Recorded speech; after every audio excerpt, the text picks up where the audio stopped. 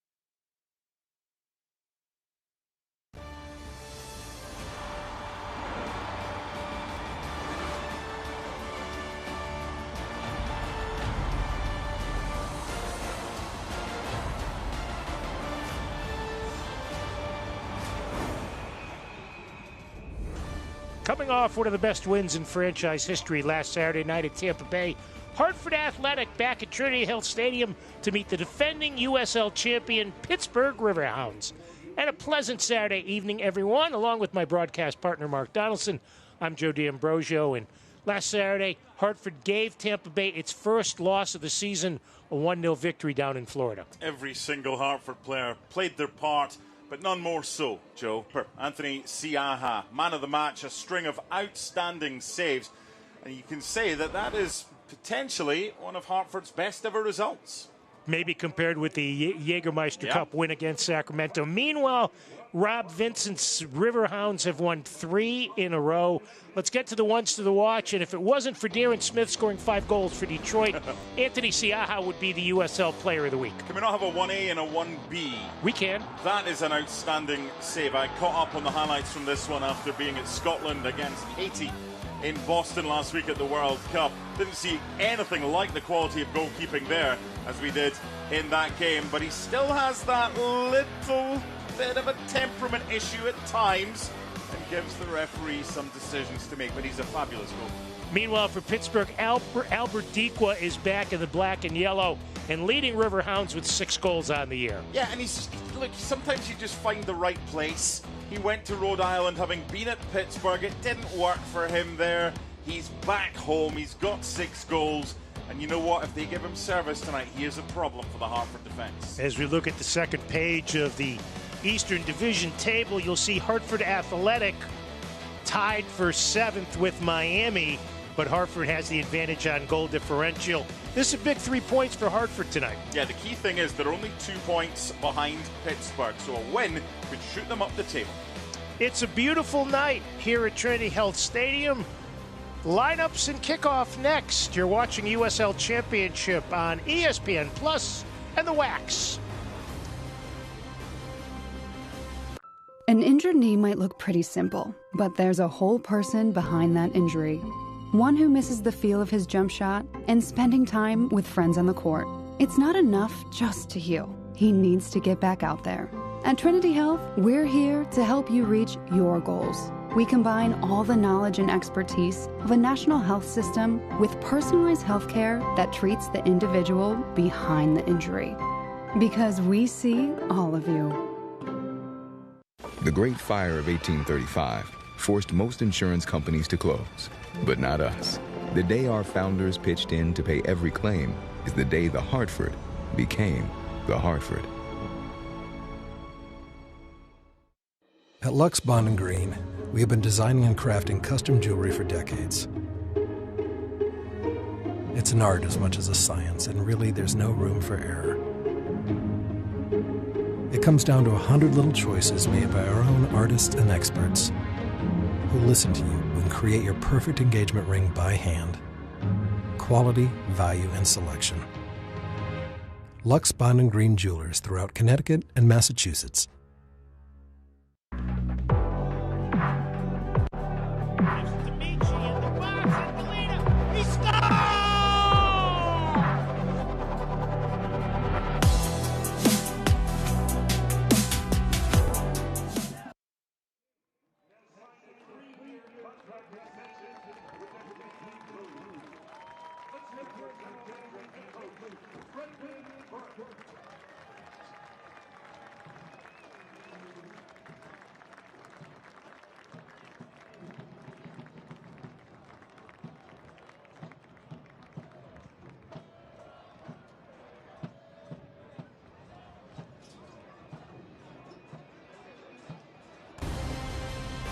Hartford Athletic would like to thank the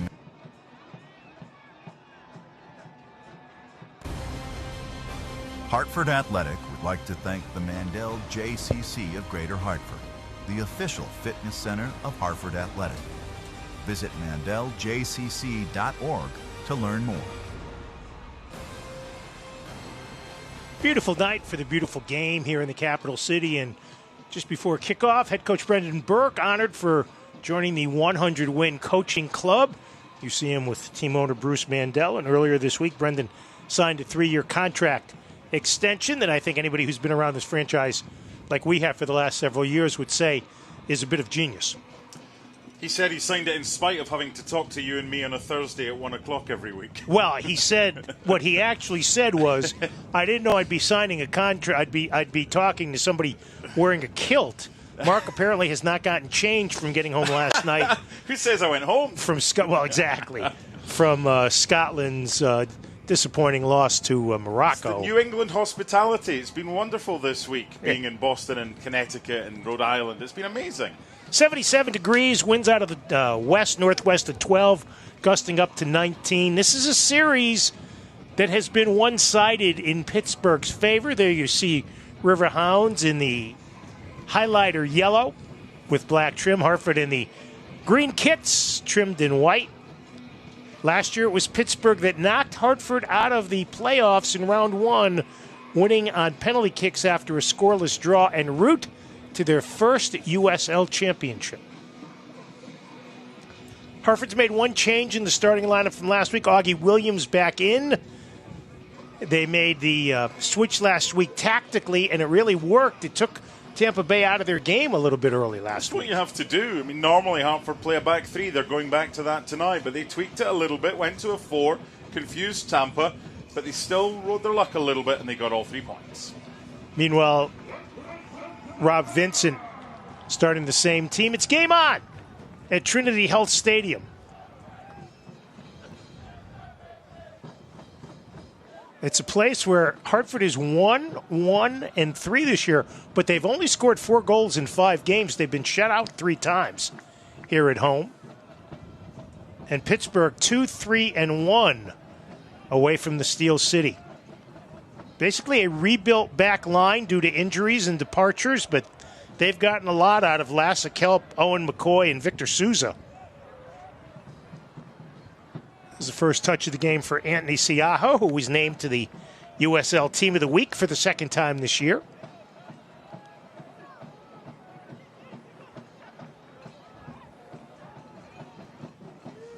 Hartford comes in dead last in goals scored with 10 on the season. Pittsburgh tied for 6th defensively. Long ball played for Coffey, and it's booted into the stands on the far side by Victor Souza, the no-nonsense defender, according to his head coach, former star at BC. A lot of Northeast college kids on this Riverhounds squad. Congratulations to both teams who've done better than Scotland did last night and kept a clean sheet for 90 seconds. Here's Anderson trying to go 1v1. Plays it for Michi and Galena. Carriaga overruns the ball. Taken away by Max Vieira. Swings it out on the left to Charles Ahl. He was part of that game-winning goal last week, scored by Lasse Kelp in stoppage time.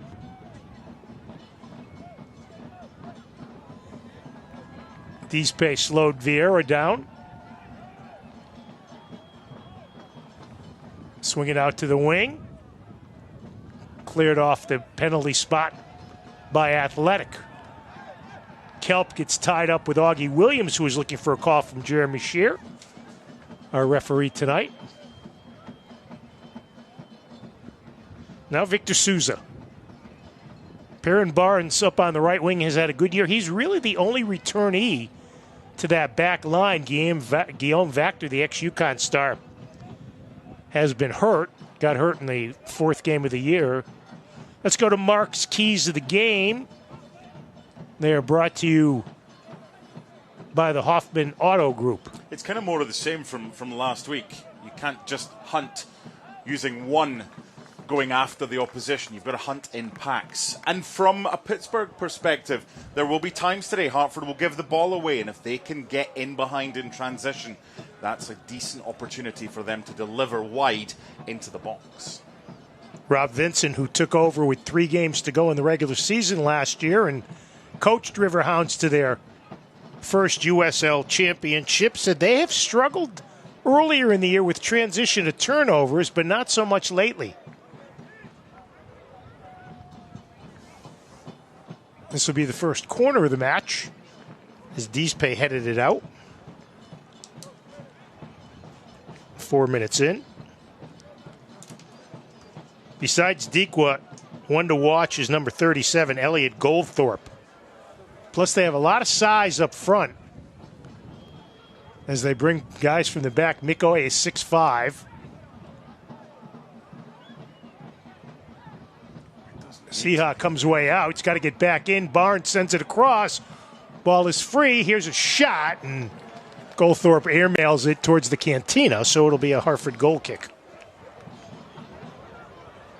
Let's get to the injury report brought to you by the Flood Law Firm. Real trial lawyers, real results. Visit thefloodlawfirm.com. Probably another few weeks for Obalola. Makingila, who was suspended last week, is doubtful. And 4 missing for Pittsburgh today. Try to play it up to Engelina, but headed out by Kelp, the 23-year-old German. So it'll be a throw-in. Engelina goes back with it to Arturo Disbay. He's been very consistent this year. Switch fields to the far side. Here's Samadia. Has picked up where he left off. Really has not missed a beat despite missing the first third of the season. Junior Moreira playing the 6 for the injured Makingila. Hartford turns it over. Now Goldthorpe. Elliot Goldthorpe played his college soccer at Hofstra, where he was an All-American last year. Played with Lexington and FC Tulsa, where he faced Pittsburgh in the USL Championship game. Engelina gets a step on Kelp, and here comes Michi. Up the right channel. Kelp catches up to him. Plays it back for Anderson. Brendan Burke liked the Anderson-Engelina dynamic on the right side last week. Here's Moreira. Too far over the head of Samadia, so it'll be a throw-in for Pittsburgh. Please join us in helping founding partner the Hartford celebrate more than 75 years of educating children about fire safety with their Junior Fire Marshal program. Visit juniorfiremarshal.com to learn more. You know, one of those little red fire helmets would look good with your kilt, with your Scottish kit and your kilt. I'm not going near that. You can have that all to Trust yourself. me, neither is anybody else. No. Space in the middle. Punched up ahead for Vieira, running the wing. He has to slow down to get to it. And Dispe with a nice tackle to take it out of bounds. What you don't see on your monitor, your screen, your TV, whatever you're watching, you don't see it here either, but you see its effects. It's the wind. It is pretty blustery here. It comes and goes, so that's something to keep tabs on how it affects this game. There's no real kind of Hartford or Pittsburgh are playing with the wind right now. It's swirling. Samadia chips it ahead. Vieira gets ahead on it. Now Coffey plays it off the Pittsburgh player, and it'll be the first corner kick of the night for Hartford here in the 8th minute. This is probably as strong as Hartford have, with Augie Williams through the middle, Engelina, Cariaga and Coffey in support, and Samadia and Anderson out wide. There you see Nino Campusano, played for Monterey Bay last year. Has started all 11 championship games, 1.18 goals against. It'll be Anderson to trigger from the southeast side. Nico Campusano.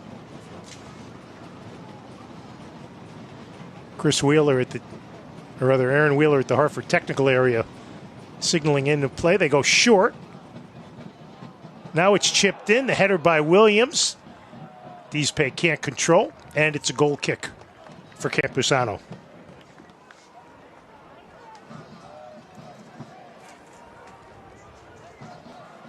I don't mind them mixing it up. We've seen them go short, looking for the flick on near post. We've seen them go long, whether it's Dispe or whoever. He's normally one of the targets. At that time, played short, then the ball in, but unable to control. Nico Campusano out of Spain, 6'2", 28-year-old. Played one game for Loudoun in 24 and then was the main keeper for Monterey Bay last year. Comes in with 3 clean sheets on the season.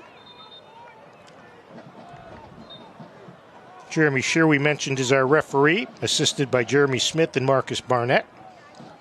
Andrew Parada at the table, hoping for a quiet night. Good luck to you, sir. Here's Barry Coffey. Gives to the overlapping Samadia. Chips it in. Right in the waiting hands of Campuzano.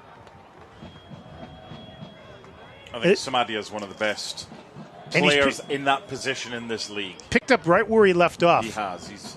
He's just a quality player. And if there's to be one Hartford player that's to be the next one sold after what happened last season with Momo Jiang going to MLS, I can see a number of interested parties in Emmanuel Samaria.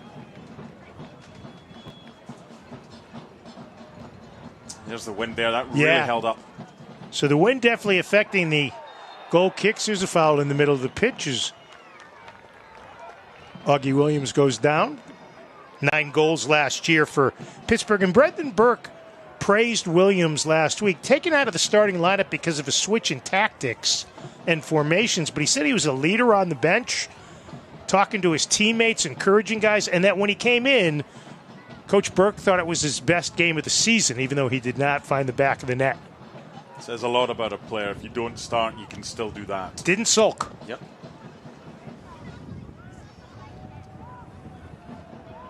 So let's see what Hartford has up their sleeve.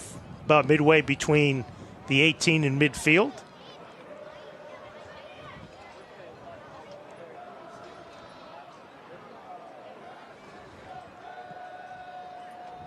Headed out by Pittsburgh. Hartford will run it down. Junior Moreira.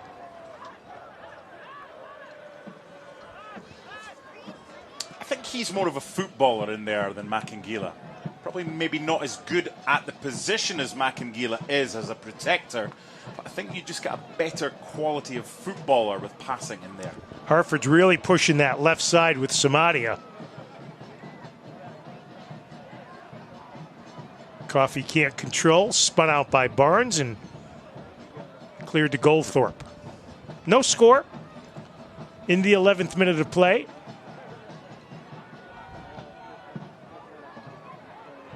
Now Charles Ahl, number 10.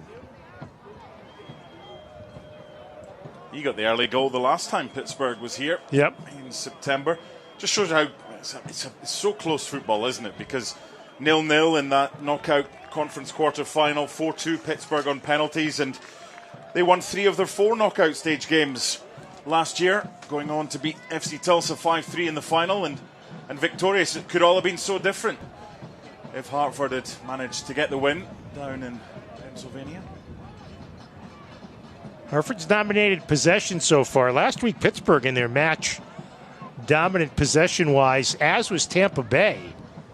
But Hartford had the answers when it counted in that 1-0 win. That ended a long winless streak against Rowdies. Boy, that ball, when you go kick it from right to left, from south to north here, the wind really holding it up. There's somebody in causing havoc. Chips for Michi on the right. In the box. Trying to control it. Plays back to Anderson. 1 touch to Michi. Too far. Goal kick. I think Hartford can use the wind in the first half to their advantage, with maybe just stretching the play a little bit more. And from what we've seen from Scarlett, from Deespay, and also from Britton Fisher, 3 centre-backs that are pretty good with their passing, especially Deespay and his diagonals. That could be on today. Each team with a shot thus far. Scarlett with a disruption at midfield. Williams goes for the chase. Taken away by Coffey. He goes down. Now Williams. So Hartford throwing. Here's where I think referees have not difficulty, because you'd rather have the free kick now that you didn't get at the time because the advantage was played. It's a very tricky one for officials. I wouldn't fancy the job there. You've got to make this so once the challenge comes in, it's just before that one. It's the challenge on Barry Coffey. It is a free kick. Referee quite rightly has waved advantage, but now you want the free kick that you can't have because the play's gone on too long. You see Samadia limping. Went the full 90 last week. Did that 21 times a year ago, which was his breakout season. Seen the long throw aimed at Deespay. They could take it short to Samadia if they want here. There's the initial trip. That goes for naught. Enter the Prinks Tires USL Cup Game Day Kit Sweepstakes for your chance to win a prize pack worth up to $2,000. Scan the QR code on screen and enter today. Just seemed to me with that instance, free kick may be a better idea rather than the advantage. Boy, you can hear the wind in our effect mics. Here's numbers for Goldthorpe. Cuts to the middle. Elliot Goldthorpe can't get the shot off. Goes down, tackled away. Good defense by Athletic. Brilliant from Scarlett. Now Vieira touches to Al in the box. Tries to send it through. It'll be a corner. Second of the night for Pittsburgh. Here in the 15th minute of a scoreless draw. Randy's Worcester Street Pizza, the official pizza of Hartford Athletics. Stop by the stadium or visit their other Connecticut locations to enjoy some of the best pizza Connecticut has to offer. Plus, check out their new hospitality catering options right here at Trinity Health Stadium. This will come from the right of Anthony Siaha. Headed out by Deespe. Vieira, who would drop back, controls for Pittsburgh. Pittsburgh comes in 6-4-1 on the season. Went through a bit of transition early on. And they're playing, as Rob Vincent said during the week, their best soccer of the season. There's one 40-yard pass from Seb Anderson, and look where it's got Hartford.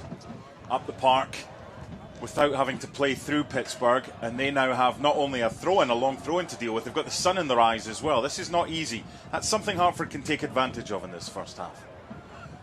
Anderson, who ran the equivalent of 9.94 miles last week, 16 kilometers, played off the head of Al Dikwa with one of his few touches thus far. Fisher plays to Samadia. Drops back to Coffey. Now Fisher. Switch fields to Deespe. The chip for Anderson never gets there. Good defensive work that time by Kelp. Nice play by Scarlett in the middle of the park. Here's Engelina trying to run under it. It's a good through ball back by Junior Moreira. Took it from Scarlett and then just dinked it over the top. That's a smart pass. That's what I was saying earlier about having that little bit more quality as far as a ball-playing footballer in the middle there as a defensive midfielder today. Leads to this second corner for Hartford. Samu Kariaga will trigger from the southwest corner of the park. Sumati, the only player back. Everybody else pinched up. Anderson playing just outside the 18. Everybody else in the box. It's a chance. Good chance for Hartford. Big chance. Over the Sweets. Jordan Scarlett's come in there. No one's seen him. Goalkeeper comes out and is in no man's land. That is a massive opportunity for Hartford to take the lead.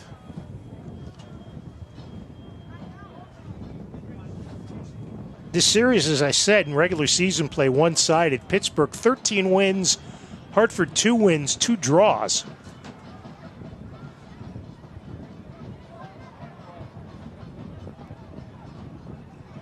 Hartford trying to play through the middle that time. It didn't work. Goldthorpe drops it back. Griffin tries to play it up front. Looking for Vieira. Touched back to Siaha. Good run by Anderson. But he gives it away. Played by Danny Griffin, the Wethersfield native. Swings it up to Vieira. Now back to Al. No score. 19th minute of play. Crowd is filled in nicely here at Trinity Health Stadium. Now Victor Souza. Played to Barnes up on the wing. Sends it in front. Cleared.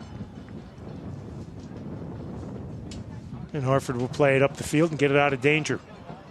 Looking for Samadia, but the ball took a bounce away from Manu.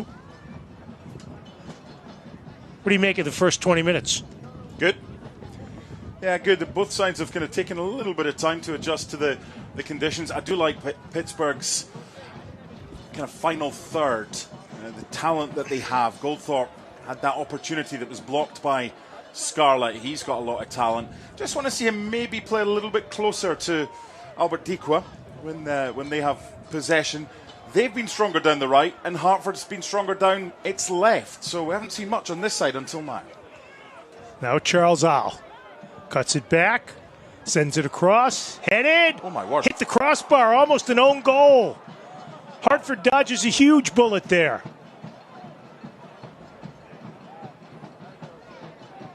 Here's Goldthorpe in the box. Headed up in the air. Deespe. Second header to Hartford. Cleared away. Boy, that was almost disaster for Athletic. Goodness.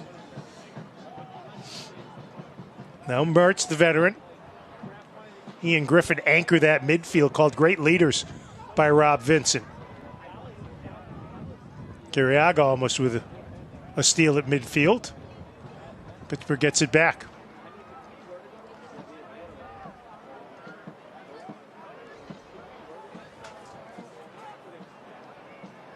Good defense that time by the captain of Hartford, Jordan Scarlett, taking it away from Dikwa. Now Britton Fisher.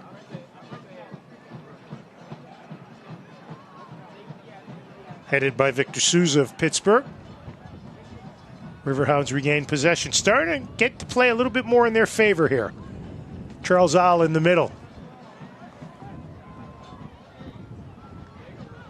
Back to Lasse Kelp. Now the 6'5" Georgia native Owen Mikoy, number 6.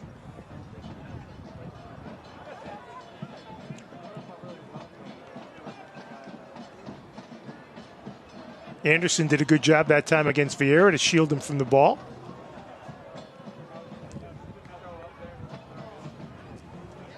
Played up ahead, too far for Angelina. Campusano will run it down. Tune to CBS Sports Network Wednesday, July 1st for USL League One showdown.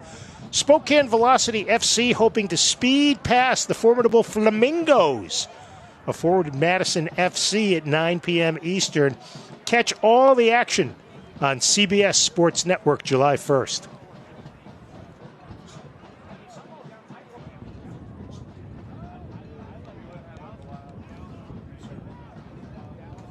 No score. 22nd minute of play here at Trinity Health Stadium on a gusty night. Beautiful weather, though. Maybe a little warm for you. Anything above 50 is. Two strikers, Dikwa and Augie Williams, have been kind of quiet thus far. Not much service in the middle for either of them. Now Griffin. Deespe very active in the air. Here's Williams. But McCoy just towers over him. Augie's 6'2", and McCoy just had no problem going over him that time. Here's Perrin Barnes. Almost displaced by Samadia. They tussle. And Jeremy Shear blows the whistle. Spoke about how Hartford can benefit from the wind. Pittsburgh nearly benefiting from the wind going against them with the bit of chaos inside the box. Ball heading off the crossbar and so nearly ending up in the back of the Hartford net.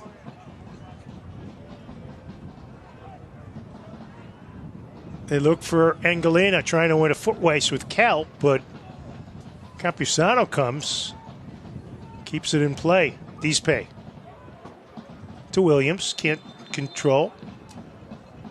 Hartford free kick for offside against Pittsburgh. Pittsburgh offside. That ball that was just played over the top, I like that. I know it was kind of overhit. If you can angle that a little bit more, there's a lot of space in behind to exploit today for Hartford in this first half with the wind. Tito's Handmade Vodka, America's favorite vodka for a reason, distilled 6 times till it's just right. Tito's is known for great vodka, giving back, and doing good things for dogs. Distilled and bottled by 5th Generation Incorporated, Austin, Texas. 40% alcohol by volume. Savor responsibly. Angelina looking for space.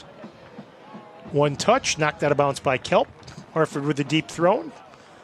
And that'll be the purvey of Sebastian Anderson scored the only goal last week in the 1-0 win at Tampa Bay Rowdies that knocked them out of the ranks of the unbeaten. Here's Samadia coming cross field. Chips it. Headed. Pittsburgh looking for an offside there, but goes over the goal line, so it'll be a goal kick for Campuzano. Get a look at Barry Coffey. Missed 4 weeks earlier in the year with an injury, but is fit back in. You like him better up front. I like him better as a 10. More central. But Carriaga's best position is that as well. So you can play 2 narrow 10s. What's the benefit to that? If you're up against the back 3, like they are, you're going man-to-man for Pittsburgh, and that becomes a problem. So if you can keep Coffey narrow, and you can keep Carriaga narrow, and you can play them close to Augie Williams, in essence, if your midfielder of the opposition isn't coming back, you got a 3-on-3, and you still have Engalina floating. Engalina skating on the right. Boy, they're really working Michi against Kelp. Good job by Kelp. Michi goes down. Pittsburgh gains possession. No score. 26th minute here at Trinity Health.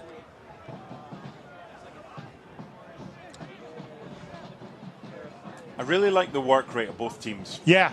Really like that. There's a great intensity. Hartford working really hard. Pittsburgh as well. Coffey comes back to help to Carriaga. Drops it back to Fisher. Here's Britton Fisher.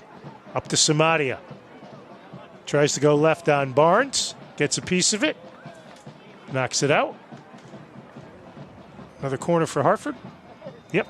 You're a throw-in. Hartford Athletic would like to thank Lux Bond and Green, jewelers since 1898, celebrating life's special moments. Happy Father's Day to all you dads out there like Mark and Sir Thomas of Stanwix. Is that a weekend now, is it? It's this week. It's tomorrow. Oh, I know, but can we get the whole weekend or just a day? You've been gone all week.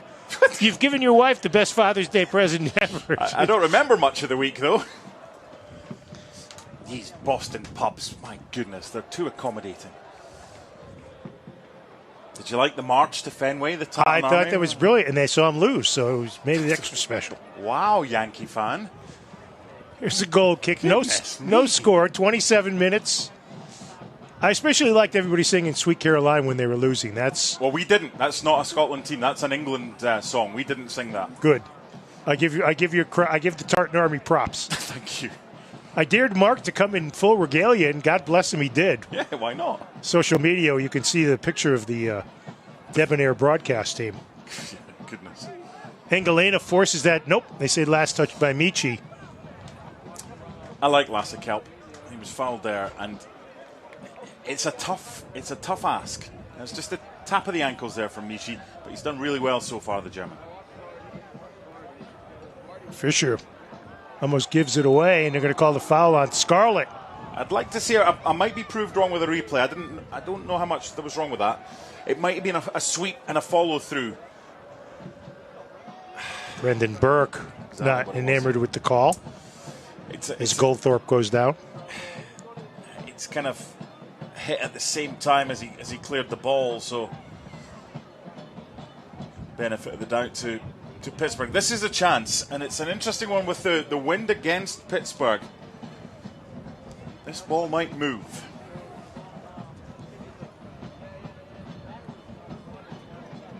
Let's see what Goldthorpe does as he's over it. Sousa comes back after getting instructions from Rob Vincent, former star player for Pittsburgh from 2014 to 2016. I asked him what was different about the league from when he played a decade ago. He says it's faster, better physically, and more tactical. I also think it's better quality in the league. I agree with everything you said. And the players are better. Four-man wall for Hartford. Here's Goldthorpe from about 28 yards. And sends that one in the direction of West Hartford, so it'll be a goal kick. Watch the USL on ESPN2 June 24th as Championship Western Conference rivals clash in a weekday battle for valuable points. Colorado Springs Switchbacks FC take on top of the table San Antonio FC. That's Wednesday, June 24th, 7:30 p.m. on ESPN2. You were speaking earlier about USL 1. I saw a number of Portland Hearts of Pine shirts at the game last night up at Foxborough. Did you see any athletic jerseys? I saw a Hearts jersey, believe it or not, from Really? Scotland. I did. Yes. Dikwa using his physicality to get the ball to Robbie Mertz. Now Perrin Barnes. No score. Half an hour in. Barnes comes back to help. Play it through the middle of the pitch. Now Mertz. That's good from Pittsburgh. Back to Barnes. They form up nicely. Here's Barnes racing. Slows it down. Cuts it back in the middle to Robbie Mertz. His shot is deflected. And Siaha comes off the line to grab it. Quick throw. Here's a chance for Michi. Michi's got space. Pittsburgh gets 4 back in a hurry. Looks for Williams.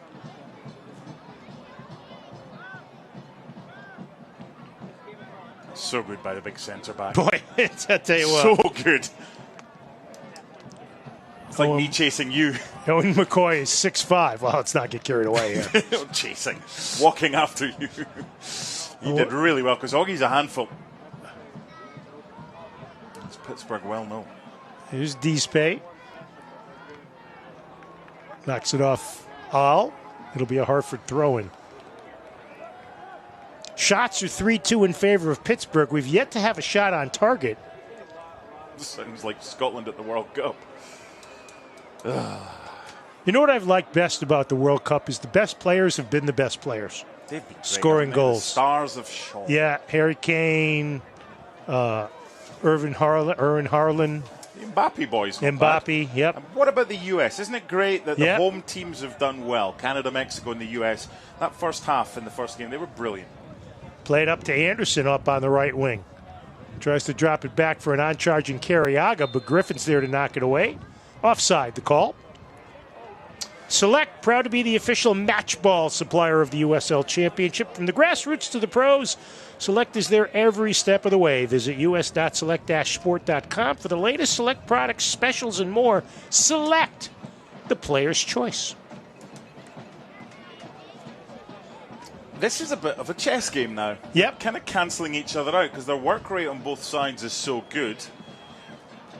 Well, you would think if you're Hartford, you might want to be taking advantage of having the wind at your back a little bit more. I said that earlier. I'd like to see 1 or 2 longer balls that stretch and get in behind.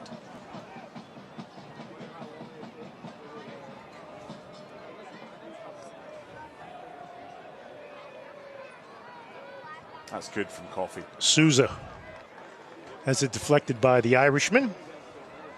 Congratulations to Matt Real. He and his wife Sadie had their first child, a baby boy named Cairo. So congratulations to the Reals. Matt, back fit on the bench, eligible for selection. I hope the family enjoyed their sleep before the baby was born. Well, Brendan Burke said he's learning how to operate now on no sleep. Here's Pittsburgh in transition, but good job by Fisher to take it away. Coffey with room in the middle.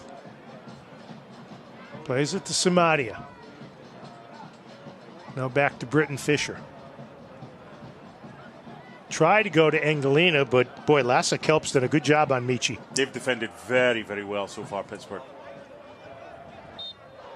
That's always a weird one, isn't it? Because Morera called, yeah. Yeah, he's not really trying to do anything to get to the ball, and there's nowhere for Morera to go to. That's more of a free kick than the first one. Now Carriaga to Coffey in the middle. Deals to Samadia on the left. The chip cleared away by Souza of Pittsburgh. Coffey tried to get a boot on it. It'll be a goal kick for Nico Campuzano.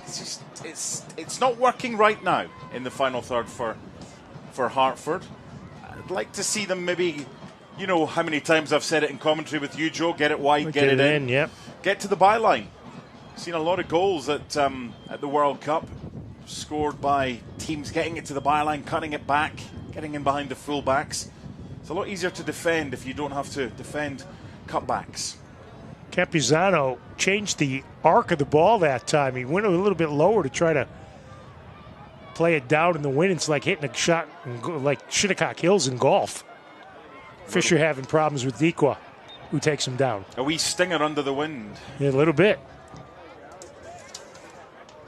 When it comes to your health, you deserve the best. At St. Francis Hospital, they are proud to provide nationally recognized health care with a patient-centered approach. From cutting-edge treatments to personalized care plans, they put you first every step of the way. At St. Francis, healthcare isn't just about awards, it's about you. Recognized for excellence, committed to compassionate care at St. Francis Hospital, they see all of you. Visit trinityhealthofne.org to learn more. Britton Fisher has lost his boot. I'd like to thank Britton for staying down so I could get through that long read. Yes, it's like you went into voiceover man voice. Good crowd has turned out here. The parking lot, when I got here at a little before 5, was the one right behind us was pretty full. It was around this time, wasn't it? It was around the time last year. Once the kids got off school, Hartford's form was decent, and they kind of one worked with the other. The crowds were bigger. They got to see wins, good performances, and from the players' perspective, they were performing in front of bigger crowds. So hopefully it's replicated 12 months on now that the kids are off school. Those pesky snow days have been added. Oh. Pittsburgh's starting to press a little bit more. And Siaha sends that into the east stands. Yeah, they've had the better of the last 15 minutes or so. Saw two of our favorites out to eat the other night, Lily and Joe Calafero. The Dream Team, formerly worked here. Lily famed for getting the kids off the field after the anthem, among other things. The ball played aimlessly into the middle. Just breaking down again. They're spacing behind. Hartford seems like their spacing, as you say, has not been very good lately in the last 10-15 minutes. Pittsburgh's taken over control of the match, albeit without a chance on goal. Certainly taking control of the midfield. That's a good ball to go for. Races far side. Tries to cut it back. Sends it across. Headed by Fisher. Second header for Coffey. Deespe kicks it sideways, but fortunately for Arturo, the only player there was a teammate. You get the feeling Pittsburgh is starting to feel some things here. Well, look at their starting positions here. They're a good 10, 15 yards more advanced now. Now Max Vieira. Former Georgetown Hoya. Back to Kelp. This is some good stuff from them. Now Griffin. Well, they're linking passes together, but they've been mainly east-west, not much north-south. Yeah, but Hartford have got to chase that. Right, exactly. Mishi's got to go into defensive mode, which he's become a lot better at doing, but now Hartford has it back. Augie Williams coming back to help up. Goldthorpe displaces Moreira. That wasn't a foul. Now Al into the box. That's not called, and Rob Vincent looking for the ball to go to the spot. Hartford might have gotten away with one there. Might. Hartford got away with one there. They sure did. Wow. Deespe's not, I don't even know if he's looking. He's taken out his man. That should have been a penalty for Pittsburgh. That's a huge let-off for Hartford. Now Perrin Barnes to Goldthorpe. Watched by Fisher. Stop and go dribble. Sends it across. Siaha intercepts at the 6.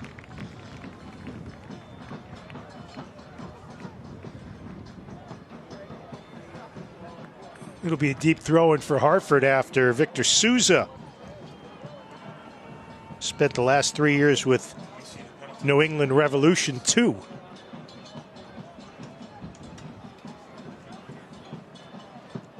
"39th minute of the match, no score.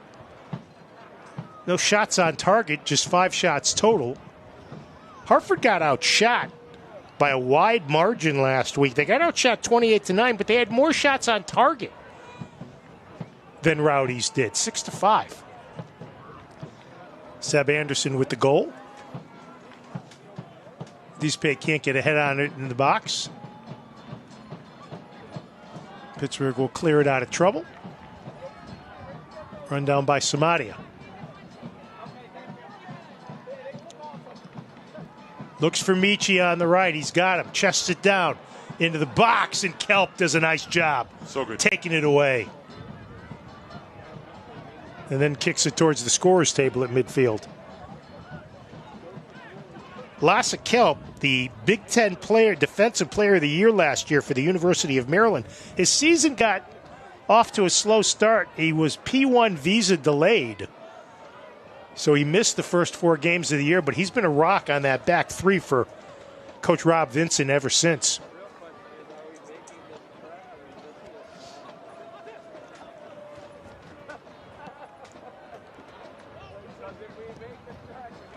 Hartford with some space. Here's Carriaga creating to Anderson to Engelina. Knocked away and cleared by Souza. Yeah, there's a number of Hartford fans in front of us saw that ball might have ricocheted off a Pittsburgh defender's arm, but there's no danger it's a penalty because the arm was by the side. It's those little interlinking bits of play that Hartford are getting opportunities at times. You haven't seen that for a while, but it's Coffey or it's Carriaga to Michi.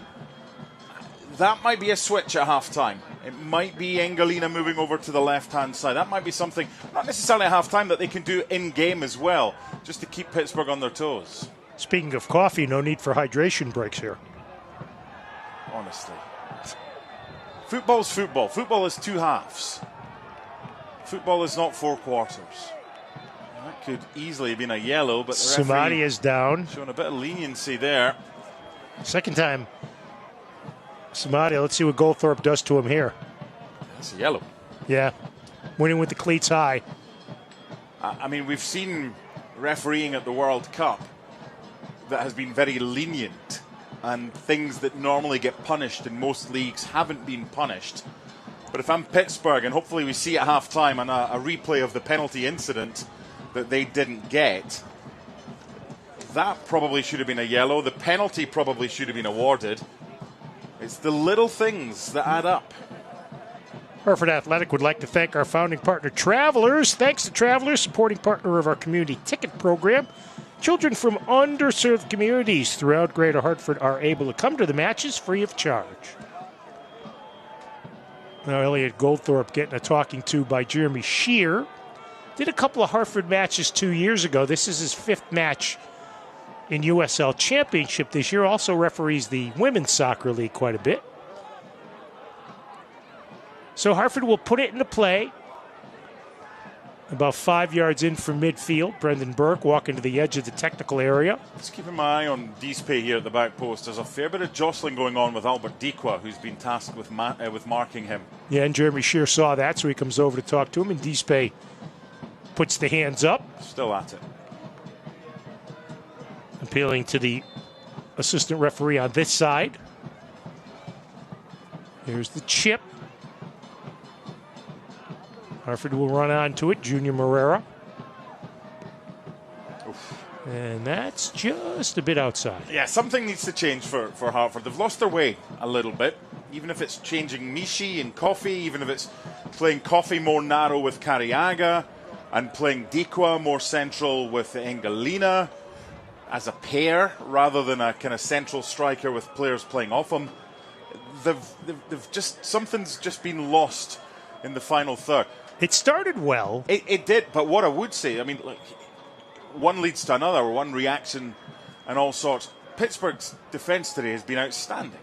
So far, it's been excellent. Not giving Hartford any space. That's the ball. Come to Michi. Kelp is on him, grabs his shirt. Michi gets it back to Anderson. Then Hartford will settle and start the attack. I would think we're not going to have much stoppage time here, maybe 2 minutes. Played through for Engelina, too far, and it'll be a goal kick. Okay, here, I'm going to give you a couple of examples as to what needs to change for Hartford. There, when Michi has the ball, the nearest player to him is 20 yards away, and he has to go back the way. Siaha played it long 5 minutes ago. to Augie Williams. It went out of play for a throw-in headed by Mikoy, but there was no one within 30 yards of Augie Williams. They have to be better at getting closer to each other in the final third for Hartford. And as predicted by the brilliant play-by-play man, Brignall Vineyard stoppage time, 2 minutes. Here's Angelina in a foot race. Tries to send it through. Here's the touch. Pittsburgh calling for a handball, nothing called. Samadia tries to wheel on Goldthorpe. Mishi back post. Now Fisher. Samadia goes low. And it'll be a Hartford throw-in. Got to be quicker. Move it quicker. Get it in quicker. Hartford came into the match second in the league in fewest goals against with 10. Pittsburgh scoring middle of the pack, tied for 15th in the 25-team league with 15. Angelina tries to go wide on Kelp. Taken away. Played up towards Dequa. Welcome everybody in the Pittsburgh region watching on KDKA+, along with those of you in Connecticut watching on the Wax and worldwide on ESPN+. Glad you're with us Saturday night in the 8-6-0. No score, and really no, other than the ball that hit the crossbar on a Hartford mistake, and no real scoring chances. Penalty. Right, and a potential penalty, right. But from a Hartford perspective, Scarlett, I felt should have done better in the 18th minute, heading over from Hartford's second corner, but that's about all they've offered. Another wayward goal kick by Campuzano. Sorry, Joe. In the second half, it's going to be Pittsburgh with the win. Yes, which is why I thought it's imperative on Hartford to try to take advantage of the conditions when they're in their favor. Now pressing on Fisher, and he takes down Goldthorpe. Starting to become a bit too sloppy from Hartford. They've done a number of good things in the first half as far as pressing and organisation is concerned, but just become a little bit lax over the past 10 minutes or so. Coming towards the end of stoppage time. What you try to do there? He should have an option. He should have a defender that's the same way as he's facing, which is back to his goal to help him out. You don't do that. Goldthorpe, described by the Pittsburgh hierarchy as a, quote, true footballer. Started his college career at Old Dominion, then transferred to Long Island. Played for the Pride of Hofstra, where he was an All-American. We'll try to put this one in as we are dangerously close to the end of stoppage time here in half number one. This may be the last kick of the first half.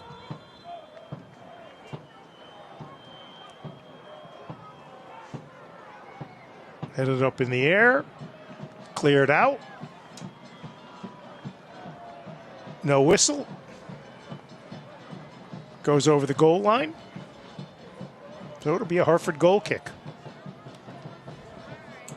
Rob Vincent will be the happier of the two coaches at half-time. And there it is. Speaking of. So Hartford had a slight advantage early, but over the last 15 minutes or so, it was Pittsburgh that played better, but neither team getting a shot, even just a shot over the last 20, 25 minutes. No shots on target thus far, so we have reached 45 in, 45 to go. Hartford and Pittsburgh scoreless. Mark and I will come back with halftime next. You're watching USL Championship on ESPN+, The Wax, and KDKA+.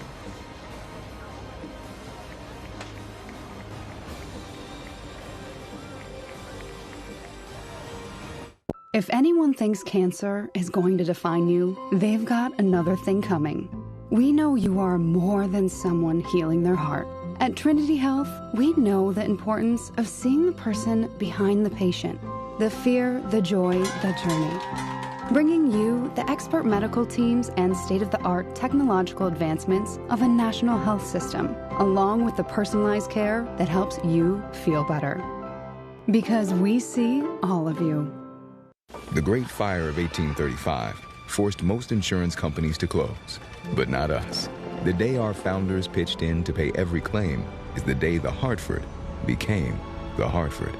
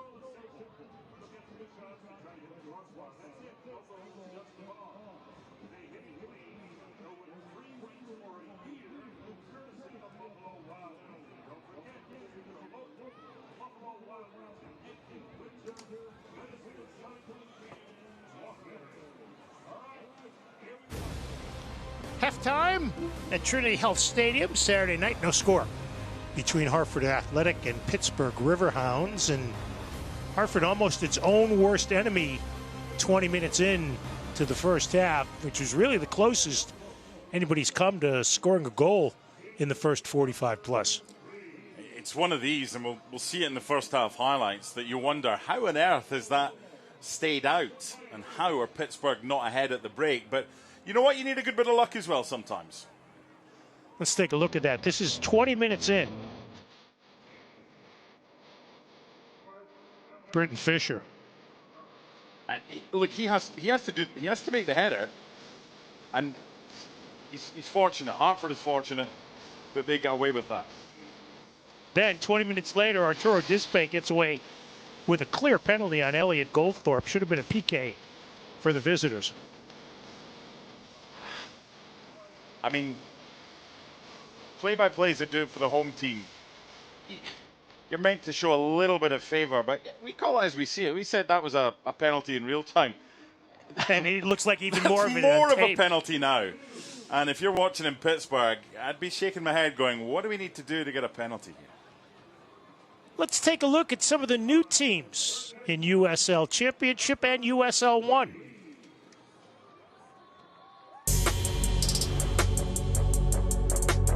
As we embark on another long journey to USL titles in the Championship and League One, contenders are now joined by even more contenders. 2026 opens the door to 7 new clubs, 2 in the Championship, 5 in League One. Sporting Jacks and Brooklyn FC joined the Eastern Conference in the Championship, increasing the league total to 25 clubs. And another record for League One, with AC Boise, Corpus Christi FC, Fort Wayne FC, New York Cosmos, and Sarasota Paradise matching the expansion record of 5 teams just last year. It makes an interesting challenge for all League One teams with playoff expectations, beginning with defending champion One Knoxville. And head coach Ian Fuller loves the challenge. What is different this year about preparations for expansion clubs, which means more travel, more talent coming into the league? Yeah, you have to be ready for anything in this league. Yeah. Most every league in North America is like this. You're going to have expansion teams, a lot of different players. We've got a lot of new players, and we're going to face a lot of new players in the league, and some new clubs and some new venues. It's kind of just the trickiness of this league. Do teams coming in just because they're new doesn't mean they're at a disadvantage against, well-oiled teams like yours? No, certainly you've got coaches that have coached in the league and done really, really well come in and with expansion teams. So, you've got a lot of players that have played in the league and played in higher leagues. You're going to have some really difficult opponents, even though they are expansion teams. Last season, FC Naples finished 4th in the League One standings, one of 2 expansion teams to make the postseason. A tough task for new clubs this year as League One grows to 17 clubs. Oh, what a strike!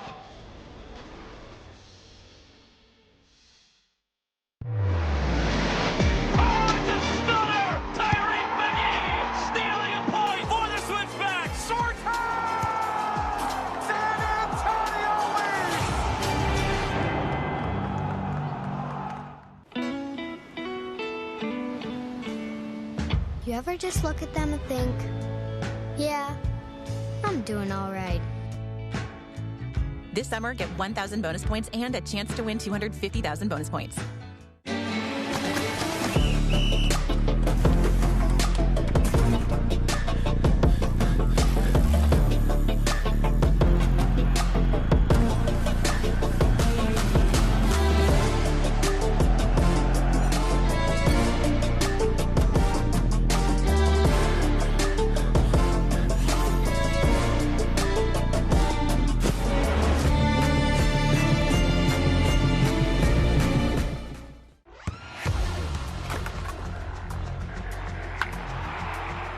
We all have goals. But let's be honest. Most of us aren't going to be professional athletes. But if your goal is to finish your degree, we can help. Come to a university that puts your goals first. Bellevue University, your partner in finishing goals. ¡Espectacular! ¡Hay mucha fiesta, señor Martino! ¡Hay gente revancha, doctor! ¡Pero falta gol! ¡Estamos a esperar a un gol! ¿Hugo Sánchez? Sí, tira para adelante. ¿Quién maneja? ¿Un futbolista? ¡Llegamos por fin! ¡Ay, bendito sea el chofer, doctor! Hugo, ¿regreso a las canchas? ¿Algún consejo? Sí, confía y cree en ti. ¡Ey! ¡Pasa al norte! A donde me dé la oportunidad, pero listo para dar el paso. ¡Listo, vamos! This is your moment. An injured knee might look pretty simple, but there's a whole person behind that injury. One who misses the feel of his jump shot and spending time with friends on the court. It's not enough just to heal. He needs to get back out there. At Trinity Health, we're here to help you reach your goals. We combine all the knowledge and expertise of a national health system with personalized health care that treats the individual behind the injury. Because we see all of you. I think Idahoans have been clamoring for something that is theirs. I feel a big sense of responsibility to do this right. You only get one first season. For me, without soccer, it's like there's no air. Having it here, I feel like I can breathe again. Boise's never had anything like this.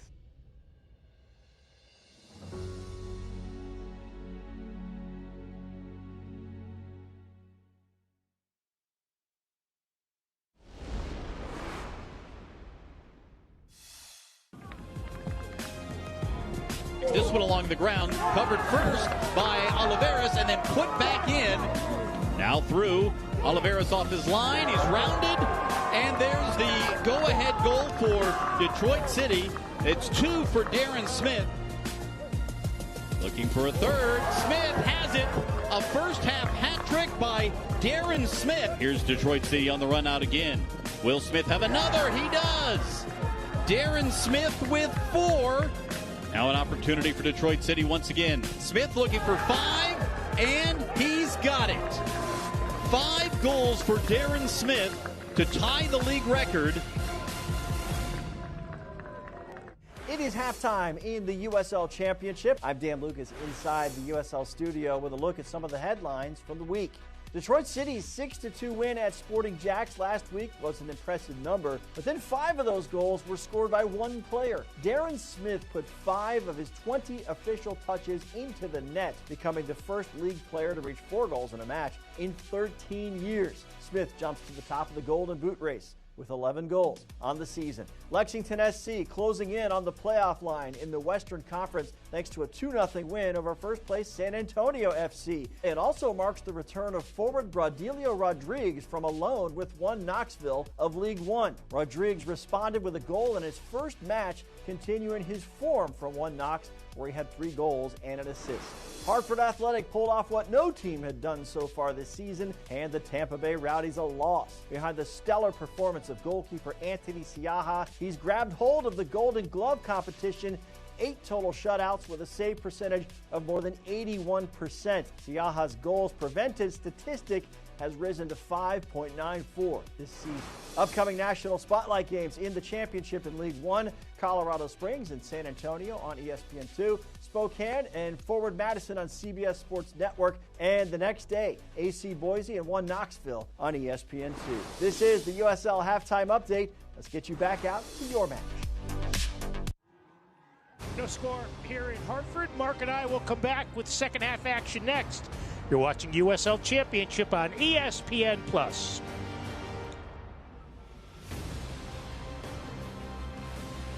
If anyone thinks cancer is going to define you, they've got another thing coming. We know you are more than someone healing their heart. At Trinity Health, we know the importance of seeing the person behind the patient, the fear, the joy, the journey. Bringing you the expert medical teams and state-of-the-art technological advancements of a national health system, along with the personalized care that helps you feel better. Because we see all of you. The Great Fire of 1835 forced most insurance companies to close, but not us. The day our founders pitched in to pay every claim is the day the Hartford became the Hartford.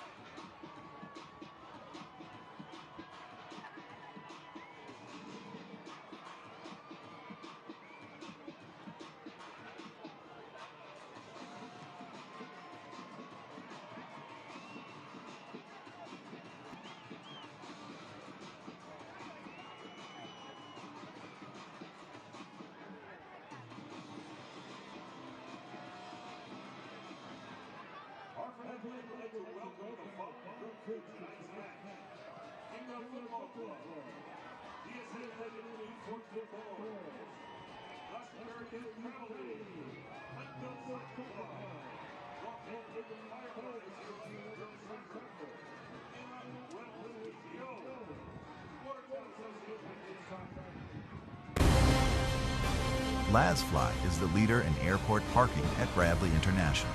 Save 20% by pre-booking on lazfly.com. LazFly is a proud supporter of Hartford Athletic.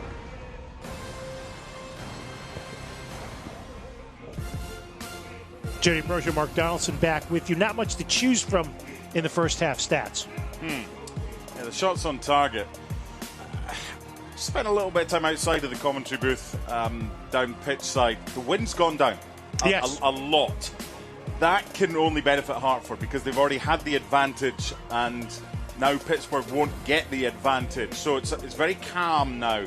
There might be one or two gusts, but should be a lot more football hopefully played in the second half. So have a shot from distance, try things. Pittsburgh for me will be the happier of their performance in the second half. I thought they defended very well indeed.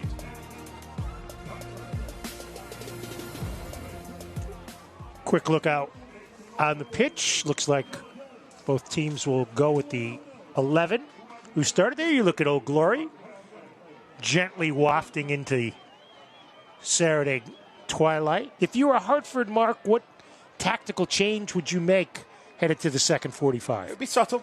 I mentioned potentially moving Angelina because what you've got with Mishi is so happy on his left side. They're forcing him onto his right, and it's not always been great, the final product. It's been difficult, but they've double-teamed. This is what they've done so well, Pittsburgh. They've identified the Hartford threats, and they basically snuffed them out. So maybe move Mishi over to the left-hand side where he's far more comfortable, and maybe even play as a duo, him and Augie Williams, and have Coffey and have Carriaga more central and behind to allow the width. Because one thing we haven't seen, Joe, since about the first 10 minutes, we haven't seen Samadia get forward much. We haven't seen Seb Anderson get forward much. Well, we already see as they line up for the kickoff to start the second half, Angelina is here on the left side where he'll team up with Samadia. So that's a change. Second 45 underway. Saturday night, Trinity Health Stadium in Hartford. No score. Hartford and Pittsburgh Riverhounds. So now Angelina, or rather Samadia, I should say, Perrin Barnes knocks it out.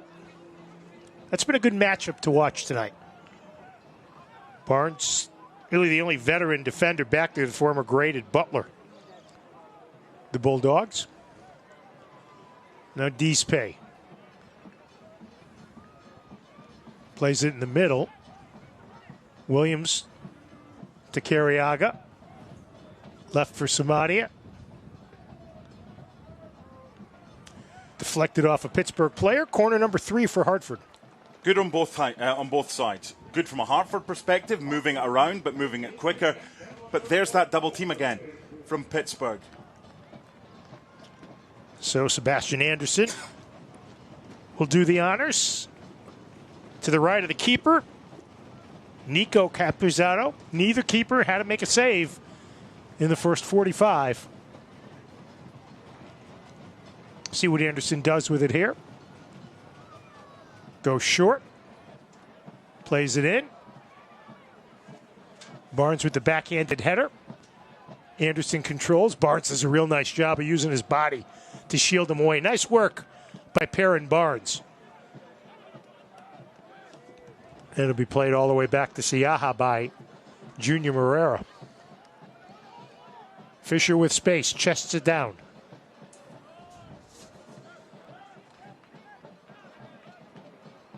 Just the start of things, second half. These teams will meet in October in Pittsburgh.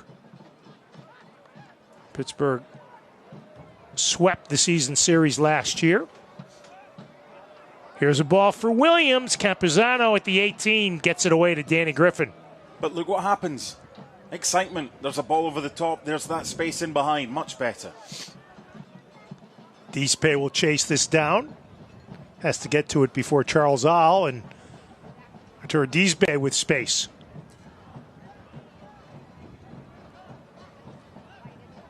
Moreira can't control. Taken away by Riverhounds. Taken back by Hartford. Hartford has 6 clean sheets on the season, but they've also been shut out 6 times. Only Miami with 7 has been shut out more. Now Ingalina. You can work on finishing, though, as long as you've got the defending. 2 of the last 3 here have been 0-0. So the defending's not the issue. It's finding a way to score up the other end. Scarlett in the midfield circle. Gives it away to Perrin Barnes. So if you're Pittsburgh, Joe, you want players like Scarlett and players like Fisher to be in possession of the ball. They're not the creative Right, ones. exactly. They'll give them all the space they want. Yeah. Now Griffin. Distributes on the left to Ahl. Or rather, I'm sorry, that was Max Vieira. 13, not Ahl. Siaha's first touch of the second half. Fisher can't control. That comes about because it was the wrong pass that was played to the goalkeeper when the pass infield to Jordan Scarlett was on. It's just the individual decision-making. You've got to be a bit braver in possession. Moreira does a nice job of getting that pass away from Goldthorpe. And then he takes him down. And it's a yellow card for Goldthorpe. Yep. First yellow card of the match. So here's the argument here, right? If you're Brendan Burke, Goldthorpe should have been booked in the first half. Right. No doubt about it. But it was a stern talking to. And it's not a case of it's your first foul. It's the severity of the foul. That one in the first half should have been a yellow card. Just like Pittsburgh should have had a penalty. This isn't a Homer broadcast or anything like that. If he's booked in the first half and he makes that challenge, then he's off. That's how games can change. First yellow of the year on Elliot Goldthorpe. Now, do I think that's a yellow card? I think it's soft. But it should have been a yellow card in the first half. Fans, that yellow card was a warning, and your home might be giving you one, too. Don't wait for a red card to fix that aging roof or drafty windows. When your home shows signs of trouble, stay in the game with New Face Home Improvements. They tackle the small issues before they become major league problems. New Face Home Improvements, your home's best defense. Scuffle in midfield. Perrin Barnes came up, committed a foul. We did not get a lot of foul calls. Fouls called in the first half by Jeremy Shear, who I think has handled the game as a whole very well as his handling as a referee. Missed a couple of individual calls, yes. He's got key decisions wrong that have a big impact on subsequent decisions. Samadia Gets around Goldthorpe, then gets double-teamed. You've talked about that constantly during the match, that Hartford players get into the offensive third and Pittsburgh double-teams them. Yeah, but what happens when Pittsburgh double-team? That means that there's space for somebody else. That's why you're going to move the ball a bit quicker. And we've had a couple of short corners so far. This is Hartford's fourth corner. Yep. 2 of them have been short. I want to just see this one played in. Aim for Deespace. See if he can get a header on target. There's nobody short to receive this one. I don't want that. In the air, and Campuzano elevates. Hartford Athletic games are better with friends. Unlock discounted tickets when you purchase 10 or more to any match. For more information, head to hartfordathletic.com/group. I'm looking out the window of our commentary booth right now. A few weeks ago, when it was still kind of chilly, it was the coffee vehicles that were the busiest one. Now it's the ice cream vehicles that have still got the line. Although we like our pregame coffees from Tops. We do. We do indeed. We're very generous. You went a little ice. You went a little ice on me tonight. After the week I've just had. Exactly. It's probably a good idea. Here's Pittsburgh with numbers. In the attacking third, long shot. Siaha goes down to his knee, and that'll be his first save of the night on the shot from distance by Charles Ahl. He has made that look a lot easier than that actually was, because it's bounced just before him. That's really good hands from Siaha. Took 52 minutes for the first shot. Anthony, now 38 saves on the season, only 10 goals against. Fisher gets inside of Goldthorpe. Here's Cariaga, who's been quiet. Changes fields to Dispay. He serves it. Here's a shot, the save. Looked like a save. He's not giving it. Now he has. Corner kick. Yeah, you called that very well, Joe. Let's see if he did in fact make the save.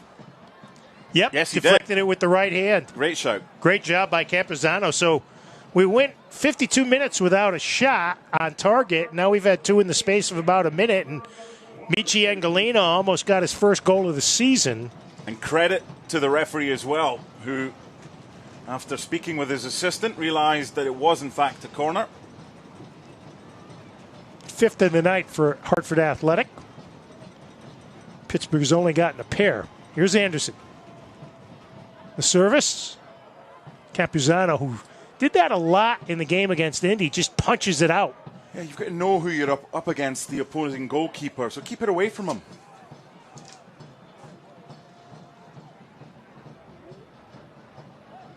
Much like the first half, Hartford with the better of play to start here, half number 2. Mm-hmm. Our broadcast tonight brought to you by Central Connecticut State University. Hello to all the Blue Devils alums watching tonight. Played for Williams in the middle, but he couldn't get his balance. Now, Augie's slow to get up. There was a long ball on for Goldthorpe, who'd managed to get in behind. Yeah, Mertz didn't see him. No, he didn't. Barnes lurking on the right here. Here's Goldthorpe. Gives it to him, but a second late. Barnes tries to cut it back.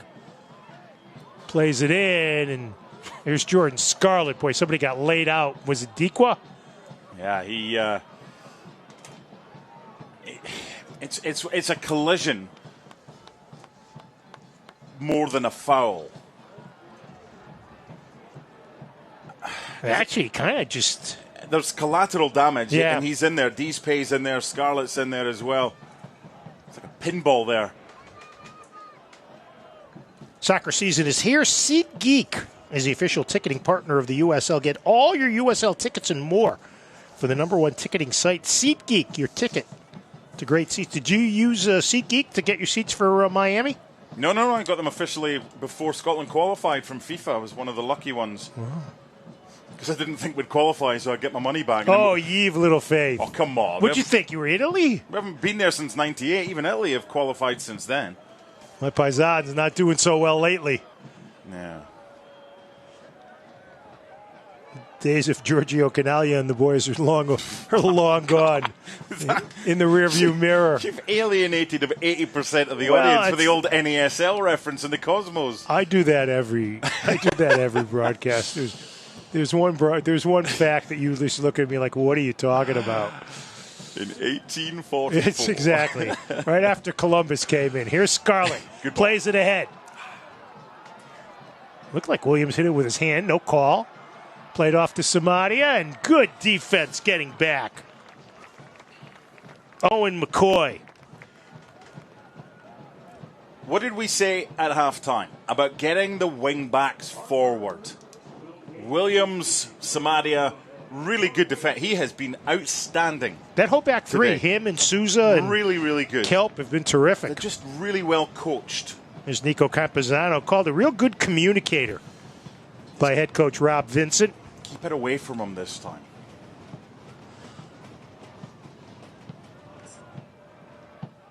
Ball plays through.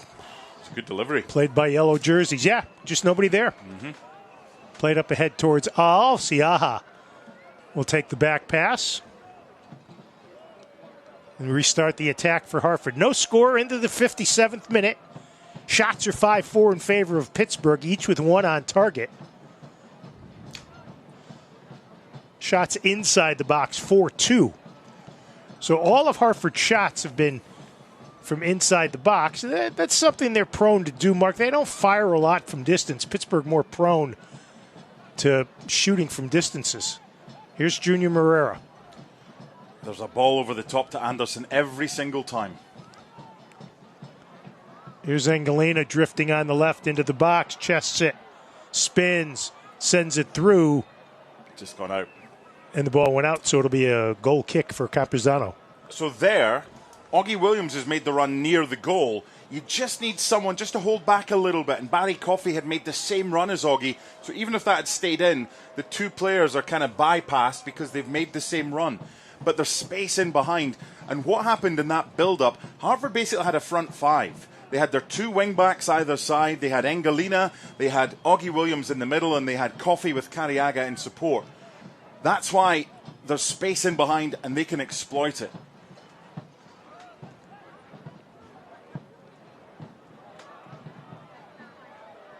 It'll be a throw-in for Pittsburgh, a little tussle on the far side. I think that's Coffey. I think if Hartford stay as adventurous as they are, I don't think this finishes goals. And it doesn't necessarily mean that Hartford are going to win it, because I think there's going to be space for Pittsburgh to exploit as well. Played in the middle to Robbie Mertz in his second tour of duty with Pittsburgh. Now Griffin and Mertz, the veterans, in the midfield for head coach Rob Vincent. Said early in the year they could feel the heat, especially on the road, of being the defending champs. Now he thinks that's died down a little bit. They're a good side. They're very well coached. They're well organized. Disciplined. Great word. Great word. They are. Disciplined, especially on the back line. Yep, they know their assignments and they follow through. Can't say enough about Kelp, McCoy, and Souza. But they've done better with their number 9 than Hartford has with its number 9. They play for Williams, and a couple of players collide. Augie's still down. Now Samadia. And there's the double. Finds Fisher. Plays it into the box, and Galena shot save! Great leaping save by Nico Campuzano. Meanwhile, Augie Williams still down after that collision. Let's take another look at this. And the part that Britton Fisher's had to play here. Right there. It's the run made, but that pass is perfect. The touch, and this is going in. That's a super save. Now, normally you would tell the player, do you think you've got a better option by going across the goalkeeper? Because if he saves it, it comes out. I think Mishi's done the right thing there. He's tried to steal the near post. That's a really good save. Much better from Hartford. Williams is up. Flourish, proud to be the official catering partner of Hartford Athletic, providing healthy and delicious catering, meal prep, and takeout. Visit them online at flourishhartford.com or stop by their flyby location at 72 New Park Avenue in Hartford.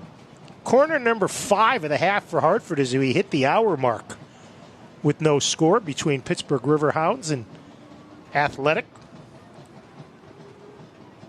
Two teams who met in the opening round of the playoffs last year.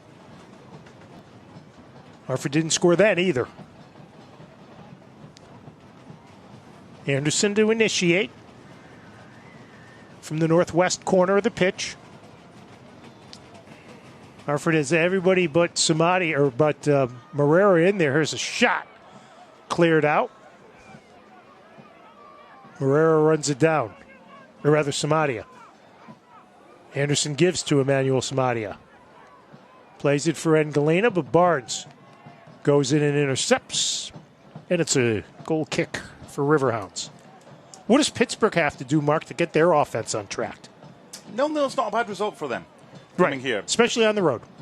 But it depends how much or how adventurous Hartford want to be. I spoke about them at times with the ball kind of having a front five, but that leaves them narrow in midfield. It leaves them short in midfield. When they're defending and when they're getting back, they have bodies forward. Their shape's been really good in the second half, Hartford. So Pittsburgh, I mean, the same applies to Pittsburgh as it does for Hartford. There's a lot of space in behind. Go a little bit longer at times. You've got one of the best strikers in the league in Dikwa, and now you've got an opportunity from a set piece inside the Hartford half. Deespay takes Al down.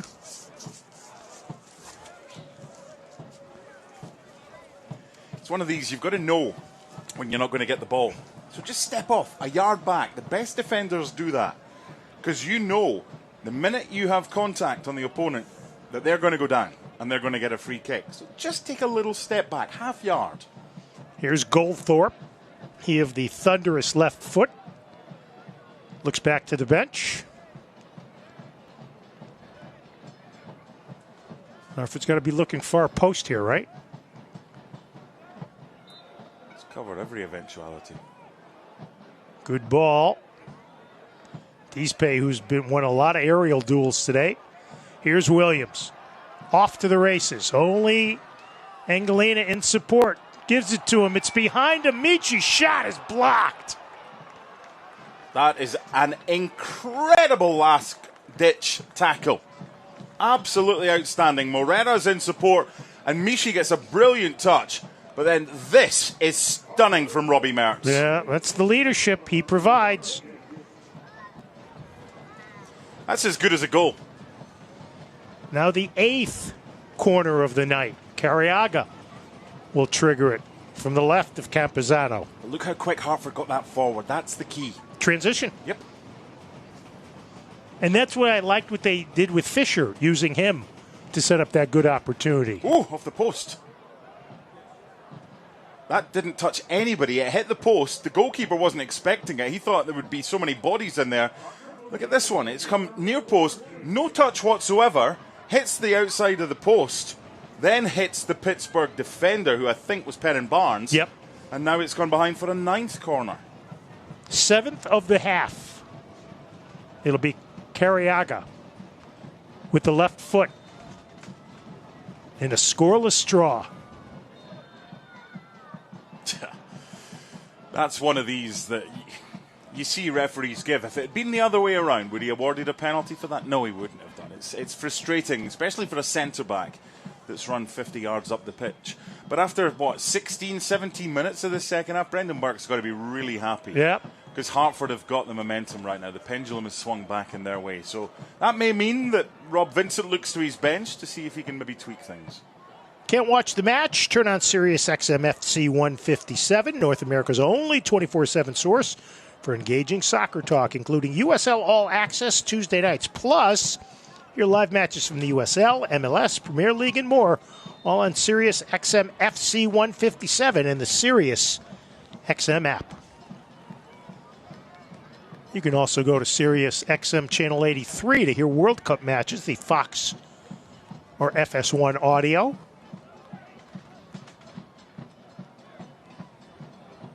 Engalina almost got behind the defense that time. Ball was short. Griffin takes over for Riverhounds.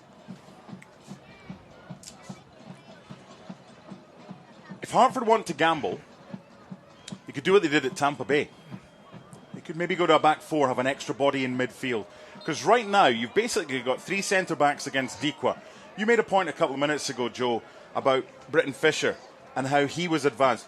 When you've got 3 centre-backs and you don't have much pressure on any of them, you can quite easily push one of them forward. So therefore, if you want to, and I don't think it'll happen, you could take off a centre-back and put on someone in a more advanced position, or do what they've been doing and get one of the centre-backs to go a little bit further forward. It depends how adventurous they want to be. Campuzano comes way out of the goal to restart. So good from Michi. Good job by Michi helping out. He's become much better helping on the defensive side of things. That's clumsy. Taken down. Brendan Burke, furious. So Brendan Burke's probably going to end up getting cautioned here for a foul that has taken place right in front of him. And it's Goldthorpe. And See, there you go. I mean, no wonder coaches get frustrated. He's had 3 yellow card offences. That's... no. Take a look at the foul here as the Jeremy Shear talks to Goldthorpe. But you've already given him a yellow and given him a couple of warnings. I mean, at some point,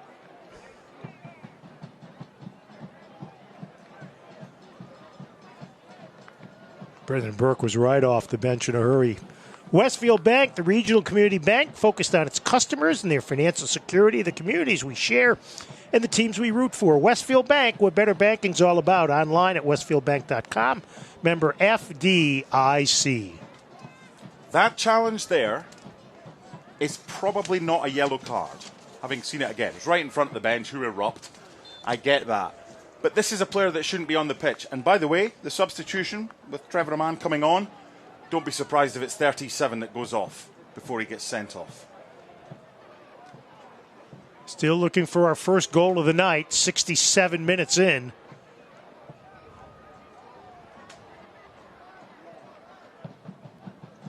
Hartford changes fields to Samadia. Back paired up on the left with Engelena, Michi. Back to Samadia. They use Cariaga to distribute the middle to Morera. Once again, no Beverly Macangila tonight. No Adewale Obalola. And Pittsburgh missing 4 regulars. Here's Coffey. And we'll get another corner for Hartford. So while that move was taking place, here's the substitution. And it has to be. You take him off before he gets sent off. That's really smart coaching by Rob Vincent, because he was clearly on his last warning. But that goes back to the first challenge that he made, which was a yellow card offence. The second one was what he got booked for.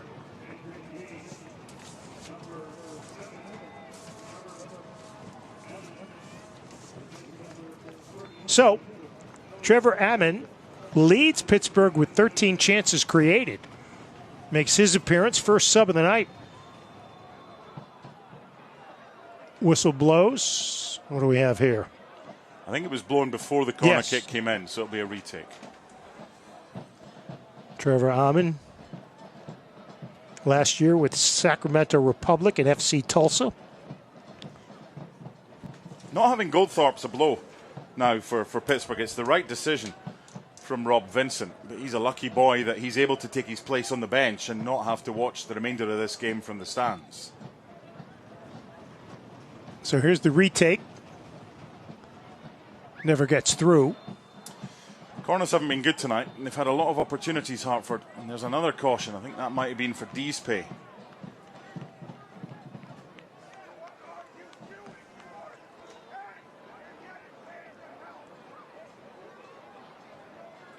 Here in the 70th minute. And if it is Deespay, it's his 6th yellow of the year. It's Hartford's first yellow in 160 minutes of action. They didn't get one last week in the win at Tampa. Only the second time all year they've gone without a yellow card.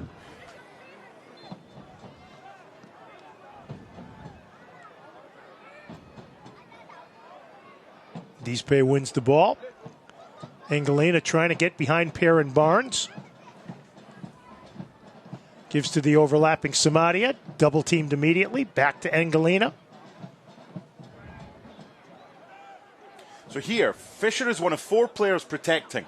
He's the most advanced one, Morera. Here's a ball played up ahead, and Campuzano quickly restarts with the underhand toss upfield to Souza. But you've got 4 players, in essence, just protecting and not doing anything offensively.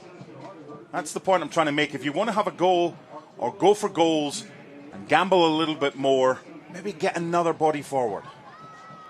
Played up ahead. Sent across. And another corner kick for Hartford as that one's played out. Souza and the communication issue with his goalkeeper, Capuzano, and if in doubt, just clear it out. But the goalkeeper should have shouted in advance of that because he was under no pressure whatsoever. We've seen a couple of short ones, but the rest have just been played into an area. Well, now they do have Anderson set up short. They go to him. Back to Carriaga. Sends it along the ground. Shot is blocked.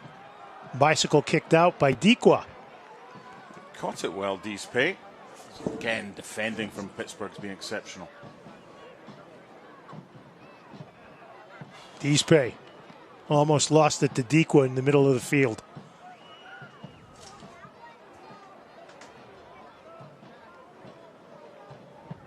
Now Pittsburgh with possession. They've got Trevor Ammon playing as a second 9 with Dikwa up front.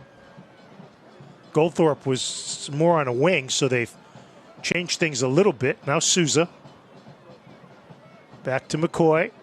They've moved Max Vieira to have a free role, kind of centre left. That's where he's playing right now. Here's Kelp.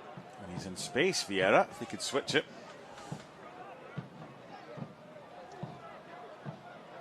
Al from distance, and that's nowhere near the goal. It's close to the... But hit the Sweets, the Liberty Bank Sweets behind the goal. It's decision-making, Joe, because the way the second half has gone in the 27.5 minutes so far, Pittsburgh have hardly had any sight of Siaha's goal. So when you've got that, your decision-making's got to be better than that was from Al. Fisher with a giveaway.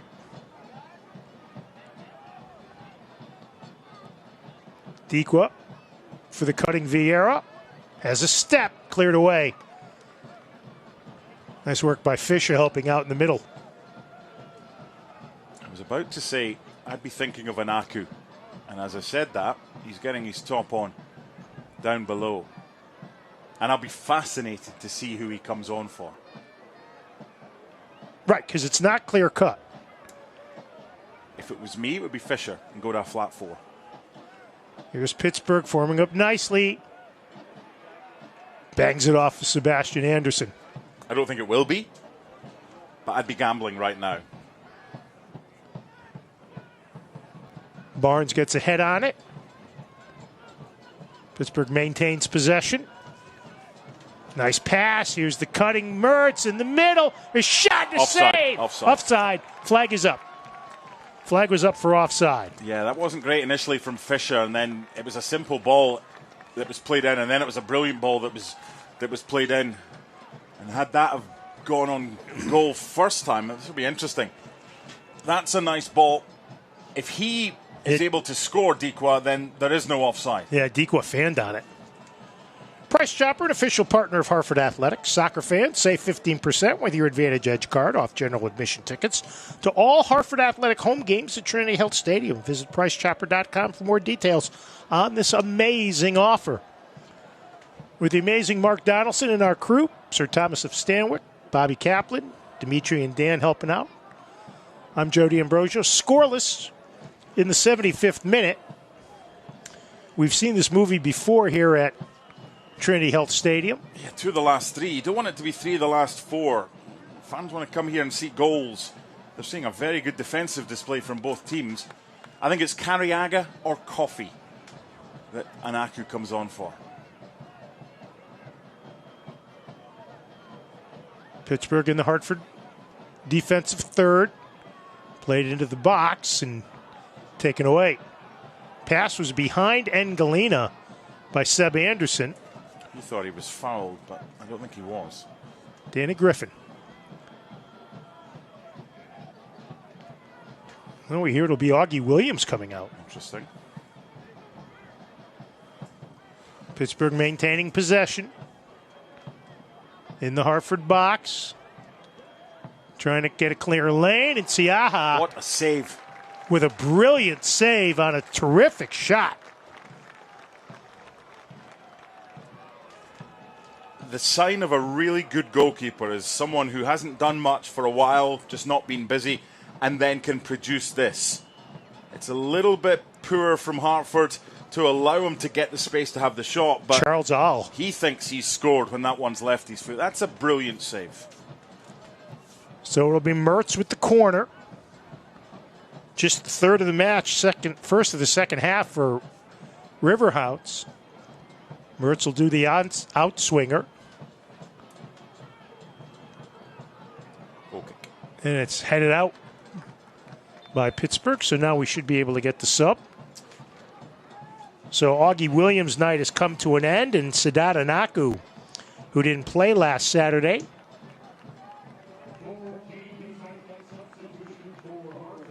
I understand that, because at halftime we got a stat from our friends at Opta that Augie Williams only had 9 touches in the first half. He's been slightly more involved, but we were talking, you and I earlier, Joe, about how Pittsburgh have done a far better job of getting Dequa involved as their number 9. Let me interrupt you for a minute. Why is it Anaku taking the field?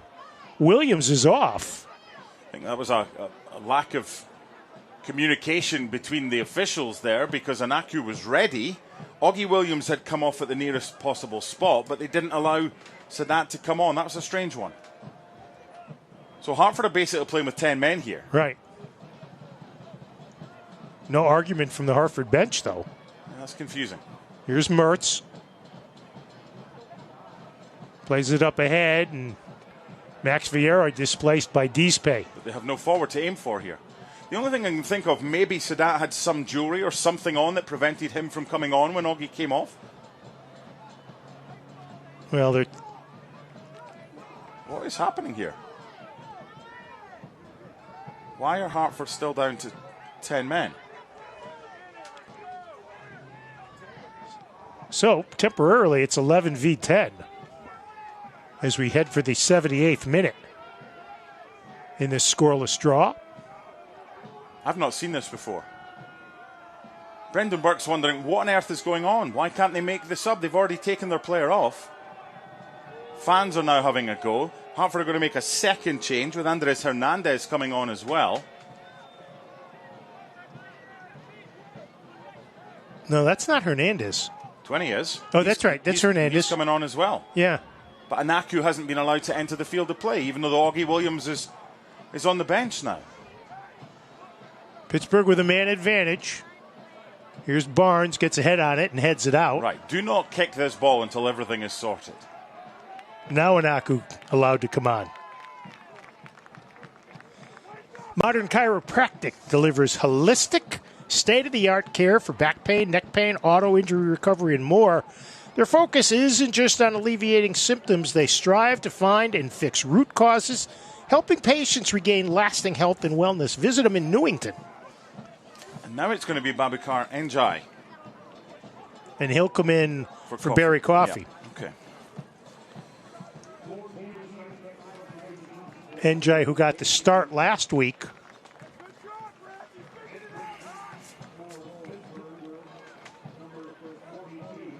And for Pittsburgh, Jackson Walty comes into the match. In for Max Vieira. These two teams didn't sub-match much in their wins last week. 80 minutes in, still looking for goal number 1 between Hartford and Pittsburgh. Okay, so Njai's gone to left wing back.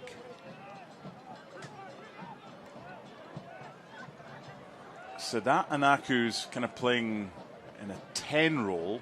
Mishi's gone to the right. And Samadia's pushed in front of Njai. Okay. Foul on Hartford at midfield. eFootball is here. Live your dream. Rep your team and play as your favorite USL Championship club. eFootball is free to play. Download now. after today, Hartford on the road on July 4th at Lou City. So they have next week off. Well, Pittsburgh also has next Saturday off. Their next match at home against Brooklyn on July 4th.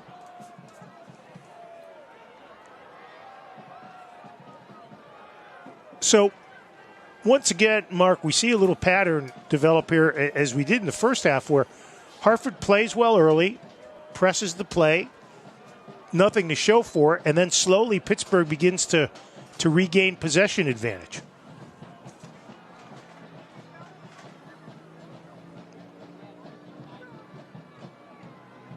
Pittsburgh keeps it in on the far side. It'll be a Hartford throw-in.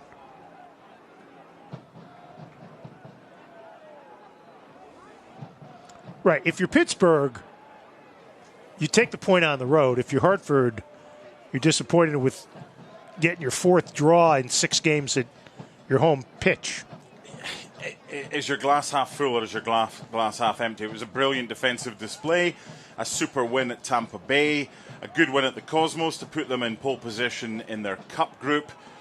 And it's another game that you're not conceding up till now and you're not losing. But there comes a point where you need to start scoring goals at home. This is the 3rd of 4 if they don't score today.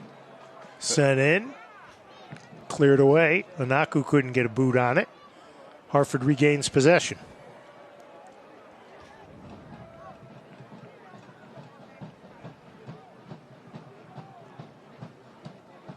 A lot of England fans in town.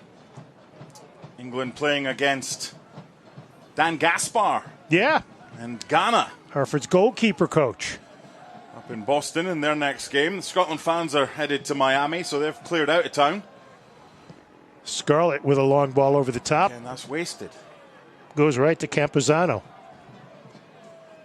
It's like you give everything you've got, you try. And Hartford have been really good in possession and where the possession has been in the second half. But they've got, 1-2 efforts. Engelina, who tried the shot at the near post, and then Cariaga's corner, which hit the post. Here's Barnes. A good defensive play that time by Njai. Denied the pass to Barnes, but Merce gets it back. Good balance. Gives to Griffin in the middle. Now Dikwa. Drops it back. Played in the middle to Griffin. Good hustle that time. Take it away from Danny Griffin, the Wethersfield native. As we hit the 84th minute. Looks like TJ Prestis may be getting ready to come in.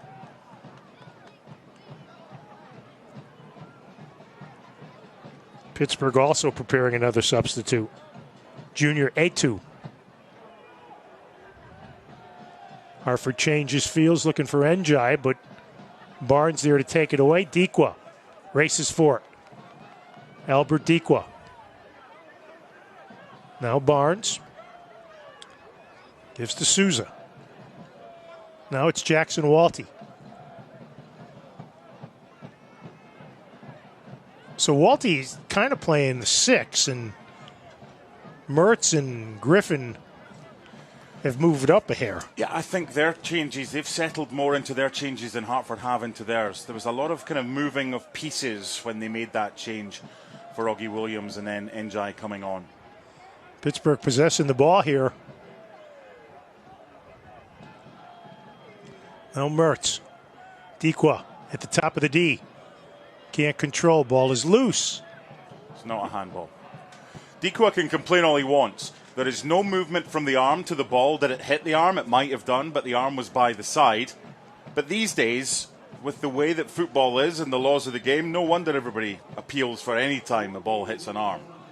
So, Charles Al comes out, and Pittsburgh brings in the veteran Junior Etu, while Hartford have brought on Hernandez for Cariaga. He was waiting for a while to come in. He was going to be the change before Njai, and then they changed their mind. So, both teams have gone to their bench in the last 10 minutes or so to try to freshen things up a little bit in the scoreless tie in its 86th minute again. I don't think we're looking at much stoppage time here. They've just lost their momentum, Hartford. There you look at Andres Hernandez. Now, Anaku has a goal this year. Played up on the right. Sent towards the goal, near post. Campuzano never lets it get in any trouble. There's an example of simplicity of football. If that ball from Anaku is a better ball, not so that the player that he's passing it to has to slide in. That's simple. That should have been a better ball, so you've got a better chance to cross in, so you've got a better chance to score a goal. It's little things. It's like a snowball at the top of the hill. It quickly becomes an avalanche. Hartford played a scoreless draw in its last match here against New Mexico, which seems like it was a year ago. Now Walty to Griffin in the middle. Swigs it out right to Perrin Barnes. Into the box, Fisher uses his size to head it out of danger. But Pittsburgh has definitely taken the run of play away from Hartford. Well, you remember before that, it was Detroit. I think Hartford scored late to win, but before that, it was 0-0 against Loudoun in mid-April. And then Hartford didn't score in the disastrous 4-0 loss to El Paso. So this will be the same as a corner kick for Pittsburgh on the foul in the back. As Anderson takes down Etu.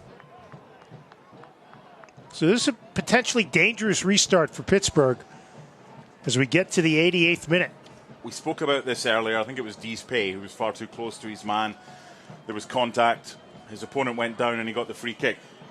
He doesn't need to be as close here. Seb Anderson. Tonight's Hartford Business Journal. Business Alliance partner of the match, Prime Materials Recovery Incorporated. In swinger. It's Njai who's down. Yep. Boubacar Njai, who missed the beginning of the year due to injury. USL Championship and League One are on CBS Sports and ESPN platforms all season long. Catch live matches and expert analysis every day on the CBS Sports Golazo Network and ESPN Plus. Go to USLChampionship.com for the complete USL TV listings. See, when we look bigger picture at this game, Joe, Pittsburgh should have been down to 10 men and Pittsburgh should have had a penalty. So it's little things that turn into big things. Both teams probing for that go-ahead goal, which at this stage could be the game-winning goal. Now, Pittsburgh's had a history in Hartford for the last 5 years. They've scored the game-winning goal in the 88th minute and after. Yeah, they did so the last time. Yep. 4 times. The only time that they didn't, Hartford won. One of only 2 wins against Pittsburgh in franchise history. The subs have made them disjointed.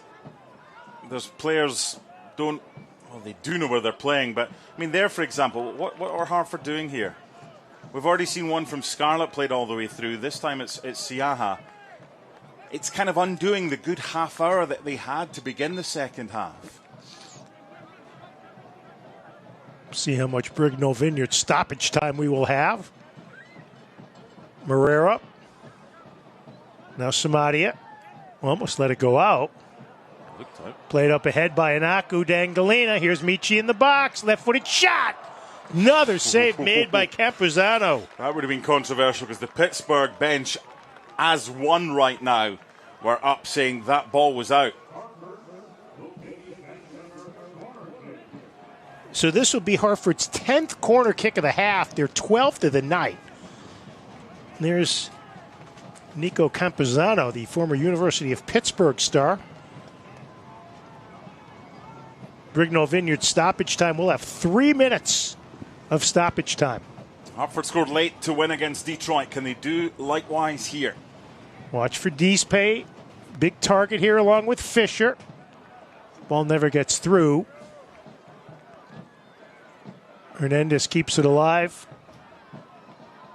Played towards the box. So, 3 minutes away from what would be USL's 15th scoreless draw of the season. And Hartford has been involved in 4 previous ones. In the middle of the pitch. Played up ahead for Anaku. Camposano will come off the line. Hernandez put a little too much sauce on that pass. And right now, if you're Pittsburgh, you take the point. Yeah, of course. You take the point and go home and say thank you. Yeah, I mean, outstanding defensively, but Hartford have got a problem. That looked offside. Offside, and it is. Hartford have got a problem at home. I don't think 3 at the back is the way to go against low-lying, sitting-in teams, because you're always going to have 1 or 2 centre-backs that basically have nothing to do. Right. And then at the other end of the field, you've got more opposition jerseys to stop you from getting space. So I think they need to look, I think away from home, they've got it worked out. Last week we saw that. But at home, I think they need to think about maybe going to a 4 and have an extra creator further forward. Played out on the far wing to Samadia. Perrin Barnes on him. They come to double. Now Britton Fisher. Britton Fisher and Scarlett have played every minute of every game thus far for Hartford. It's another example of an opportunity to cross the ball from Engine. It's gone straight out. It's been a bit dysfunctional in the last 15 minutes since the substitutions. A lot of moving parts and pieces, when if you wanted to have a go and go with 4 at the back, you could have made one change. You could have taken off a centre-back and put on Anaku or whoever, and you don't have to move lots of different pieces. This would be Pittsburgh's 4th clean sheet of the season and the 4th time they've been shut out. For Hartford, it would be their 7th clean sheet, the 7th time they'd been shut out. Still work to do, though. Here's Scarlett in the middle, off to Deespay. Walty puts pressure, and Fisher clears it away.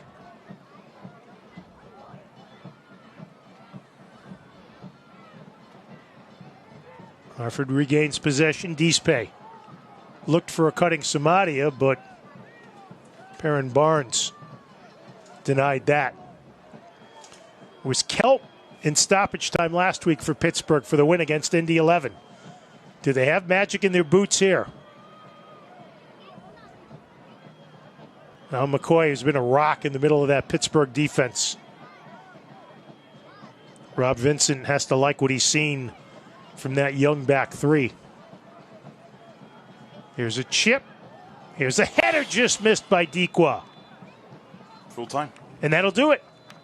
That was the last play of the night. So we have reached full time, and again, Hartford kept off the score sheet at home, and once again they keep the opposition off the score sheet. And Mark, you look at this, it's probably an equitable result. Yeah, I don't think either side did enough to say that they deserved 3 points. Hartford were better at the start of each half. Hartford were much better in the second half up until about the 70th, 75th minute.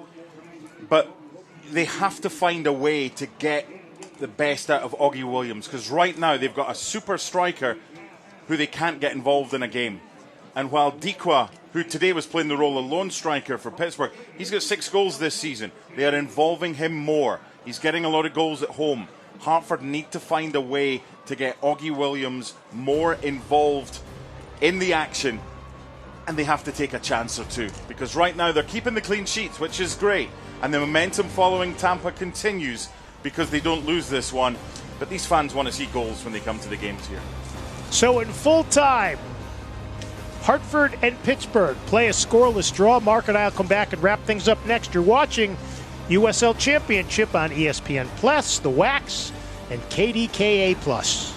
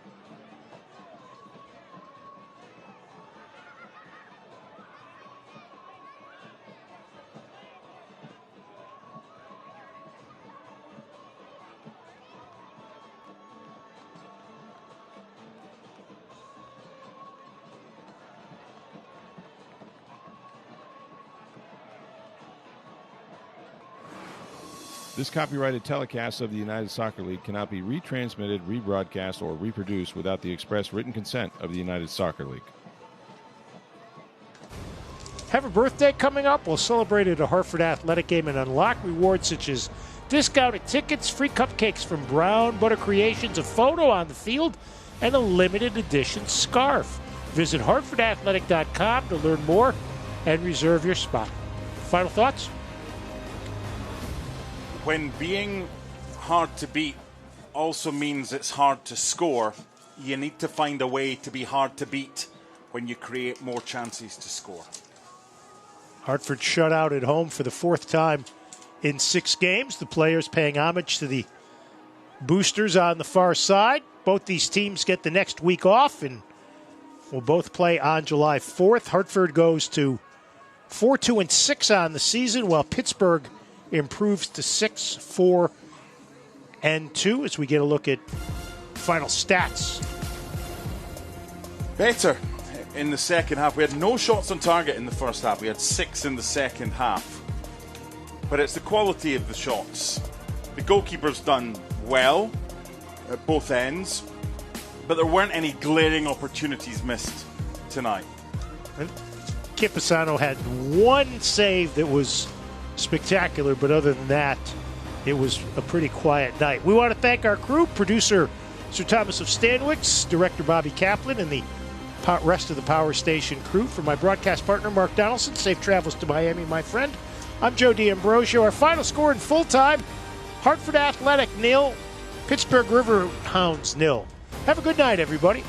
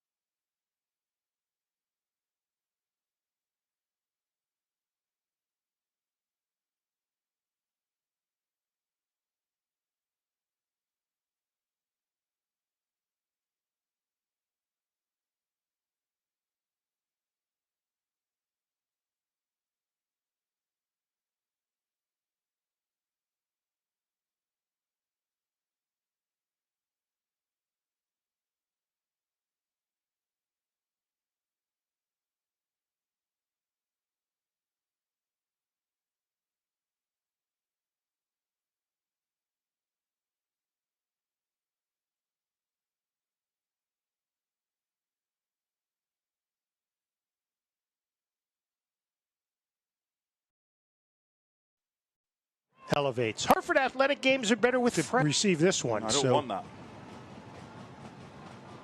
In the air, and Campuzano elevates. Hartford Athletic games are better with the receive this one. I don't want that.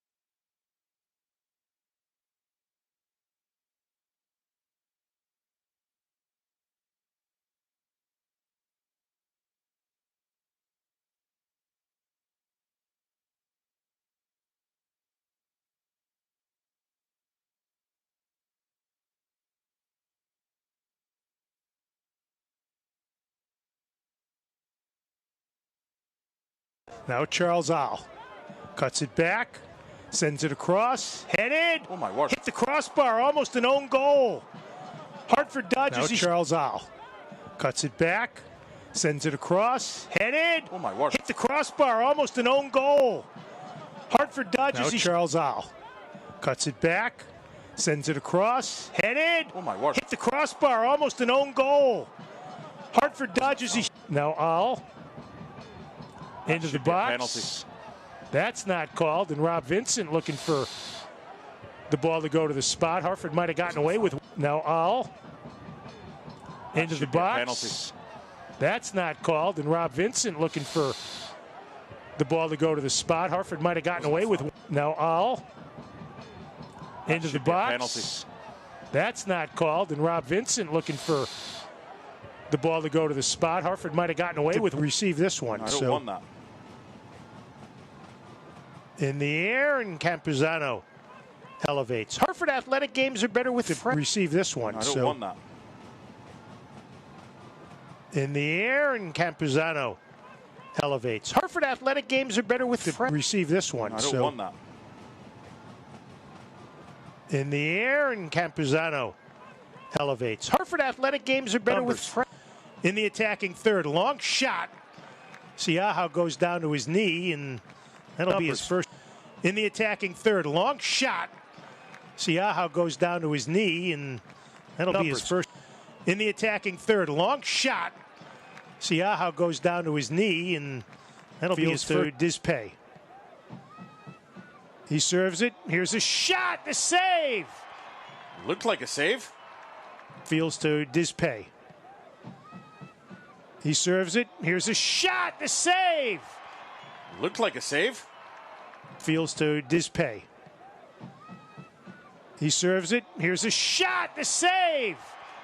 Looked like a save. And there's the double. Finds Fisher. Plays it into the box. And Galena shot save. Great leaping save by Nico Campuzano. And there's the double. Finds Fisher. Plays it into the box. And Galena shot save. Great leaping save by Nico Campuzano. And there's the double. Finds Fisher. Plays it into the box. And Galena shot save. Great leaping save by Nico Campuzano. The races. Only Angelina in support. Gives it to him. It's behind him. Michi's shot is blocked. The races. Only.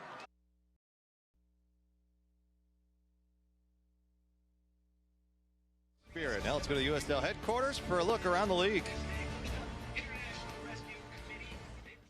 It is halftime in the USL.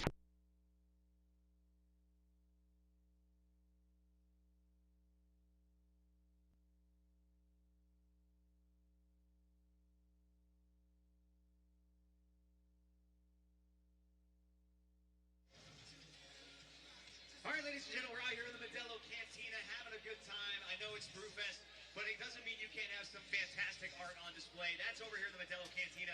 Our friends from Stencil Stop, check it out. They have Jack Gurr, one of his celebrations going on.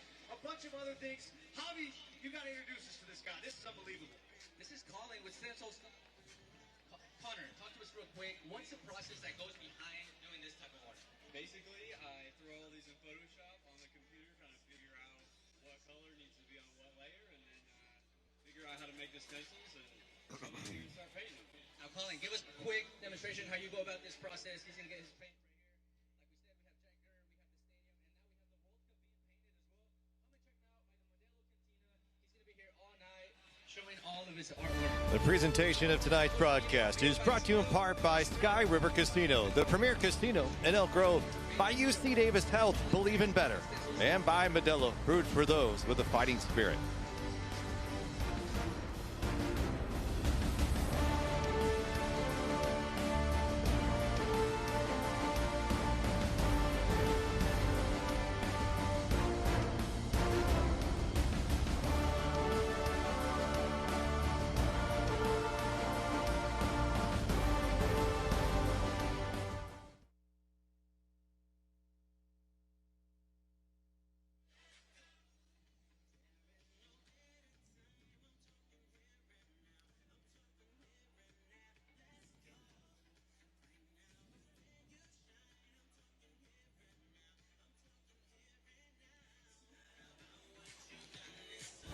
This USL Championship presentation is brought to you in part by Sky River Casino, the premier casino in Elk Grove, by UC Davis Health, Believe in Better, and by Modelo, brewed for those with a fighting spirit.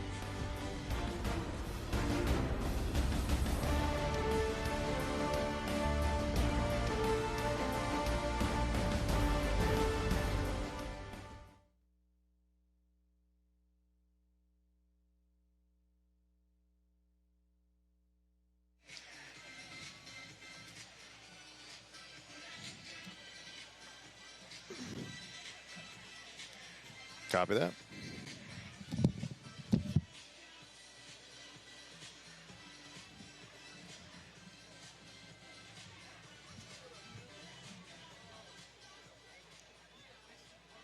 right, Sacramento Republic fans, if you have kids that want to participate in the Kids for 45, Stripe for 45 run in halftime, come and get your bracelet right here. Only 300 participants. Right next to the Modelo Cantina, you're going to find the in-shape kids. Presentation is brought to you in part by Sky River Casino, the premier casino in Elk Grove, by UC Davis Health, Believe in Better, and by Modelo, brewed for those with a fight.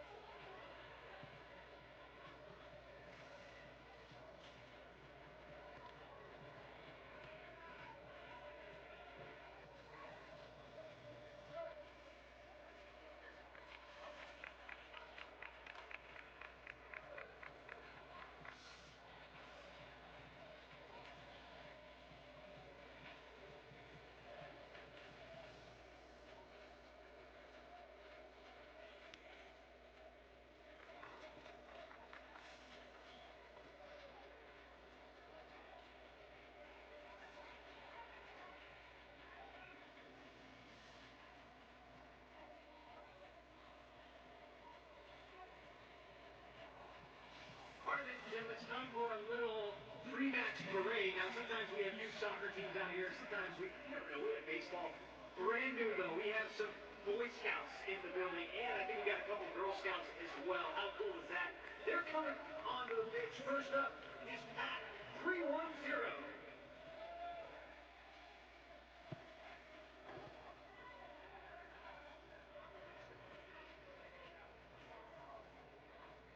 Next up is Pat 49.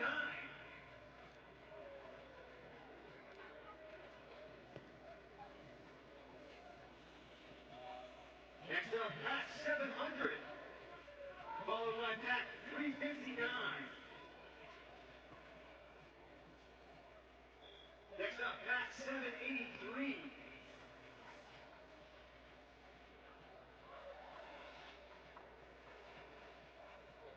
Next up is Woodland Pat 499.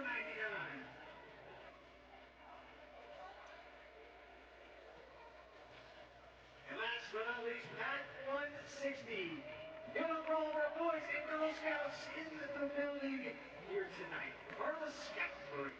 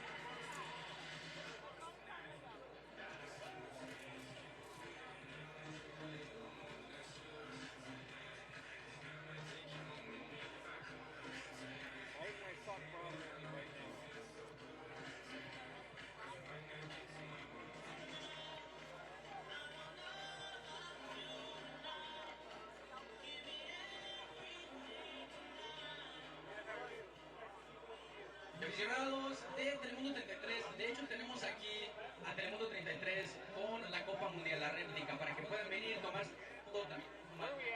Pueden venir y tomarse su foto y por supuesto pueden disfrutar el Mundial a través de Telemundo y las cadenas también de FIFA. Estamos aquí en la Francia. También regalos, están regalando libros también para las estampitas. I know like every big word, you know. Me too.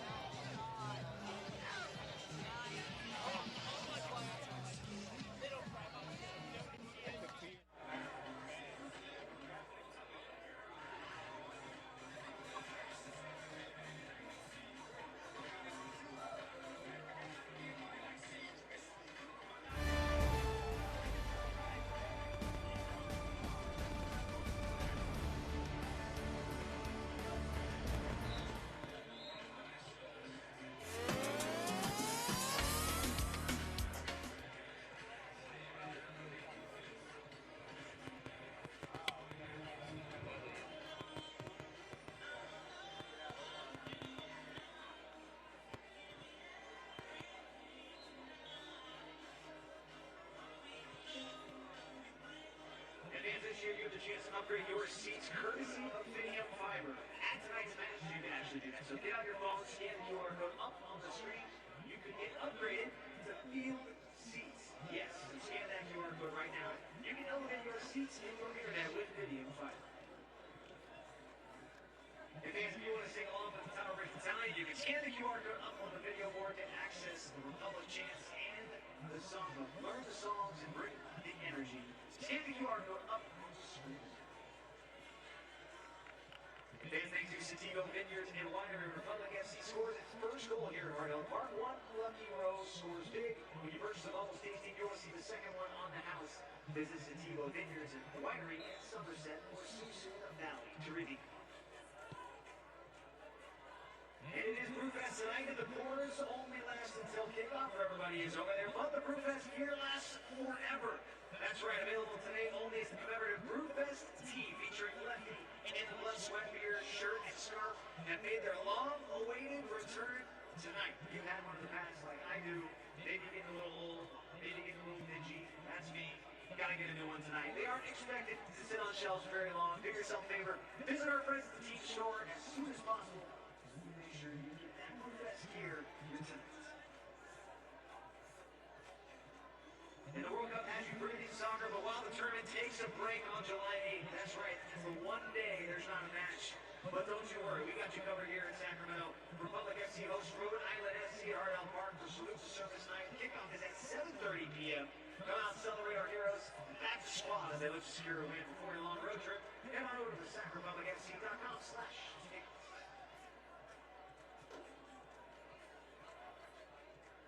All right, ladies and gentlemen, today, June 20th, is World Refugee Day, which is celebrated to honor the strength, courage, and resilience of millions of people who have been forced to flee their home countries. Please join us in recognizing our community champions of the month for June.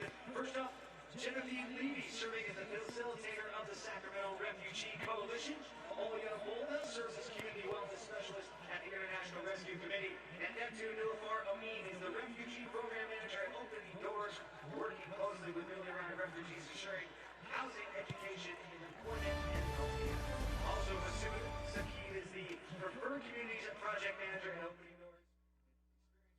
Afghanistan, Sudan, and in the U.S. And lastly, Dr. Sultan Mohammed Hamayoun is the Senior Employment Services Specialist at the Asian Resources Incorporated. Ladies and gentlemen, let's give it up for our 5 community champions. A huge round of applause here on World Refugee Day.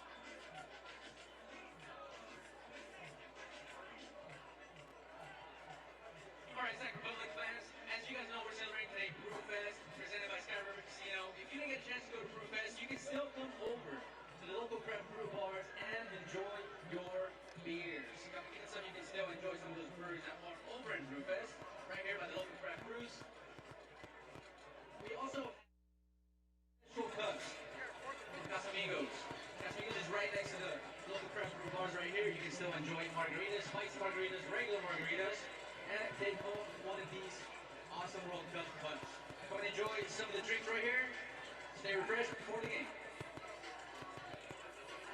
Local craft brew bar and Casamigos over near section 111. Hobbies, we're probably not going to be able to grab it from back over there. A lot of good stuff. All in the shade right now, too, which is important. Local craft brew bar and Casamigos over here in section 111.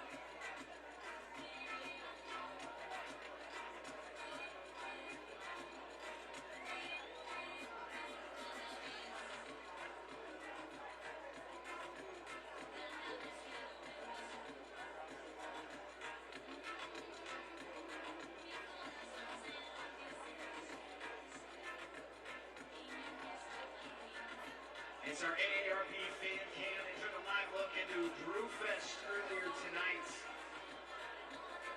Yeah, those folks, they had an add-on to their ticket, had to get unlimited tastings to 25 plus breweries, a couple of wineries as well.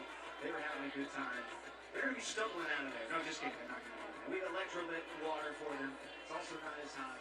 But yes, Brewfest, the place to be here tonight. They're all having a good time. Part of our AARP fan cam.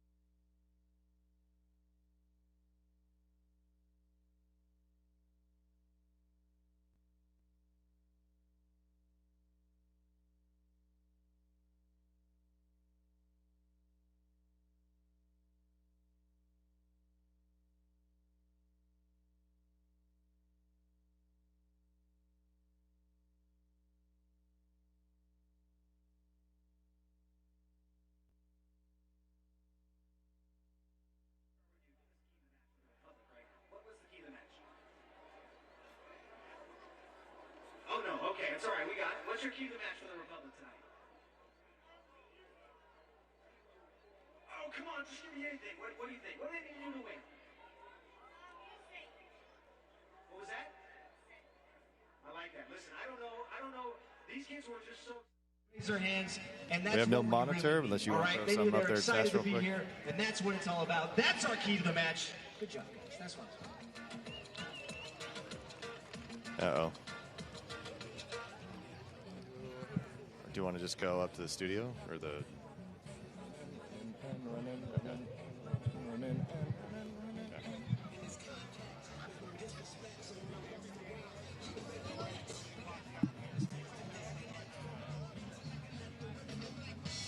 Perfect. You want that?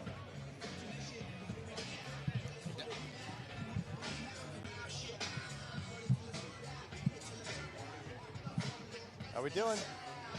Good. Couldn't. Great. Just new 90s stuff. Huh?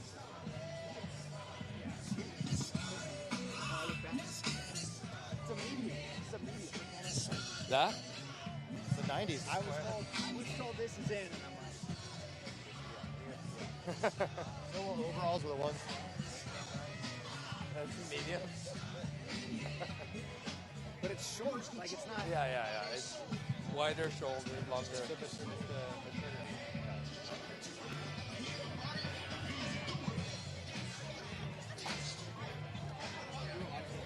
We may be looking way up there.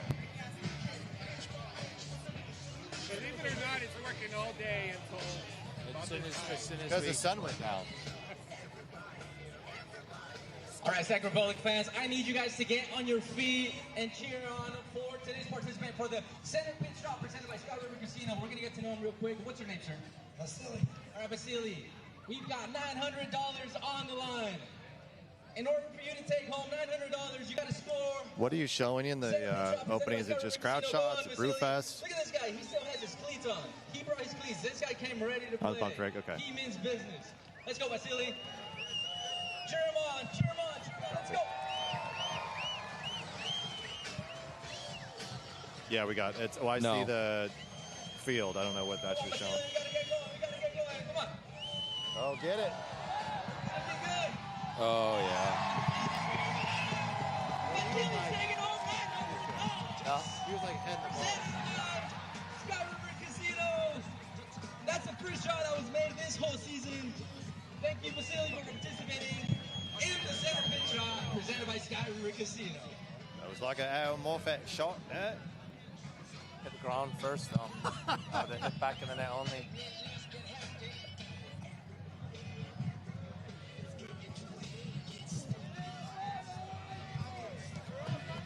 I just do not like these.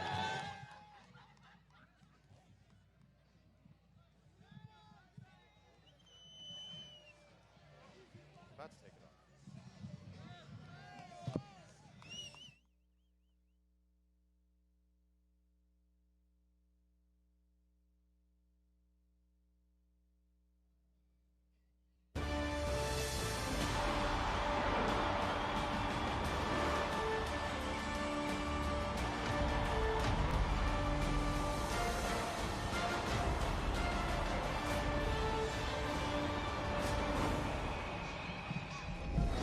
New Mexico and Sacramento go head-to-head here in Northern California in a very crowded Western Conference.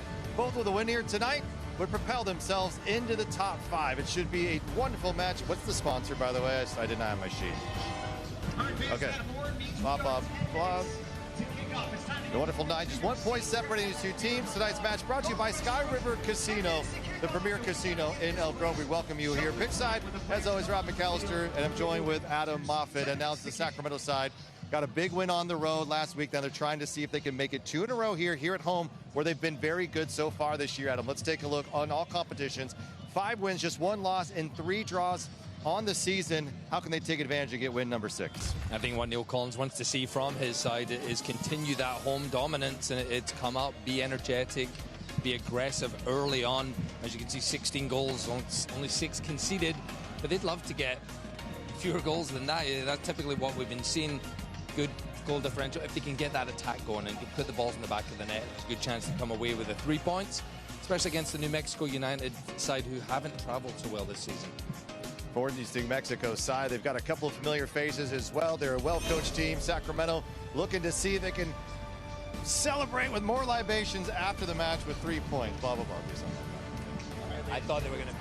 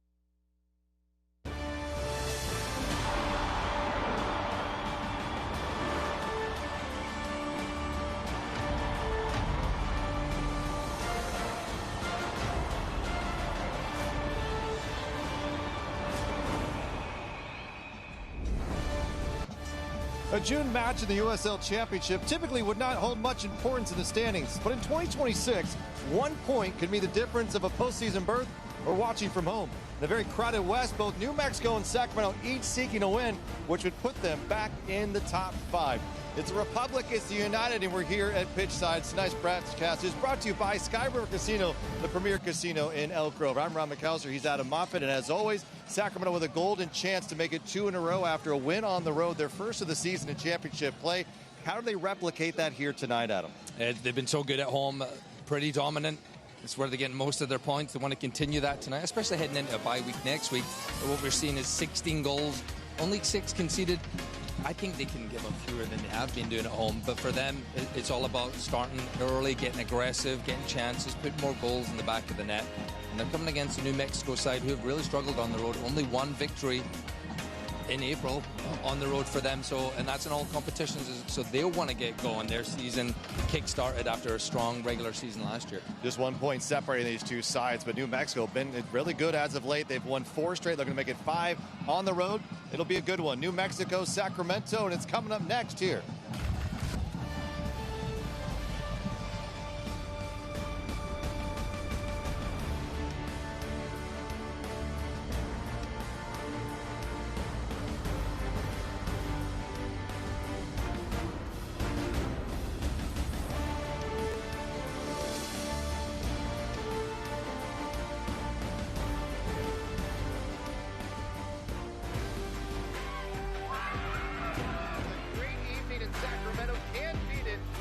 Here comes Gurr, and here goes the goal!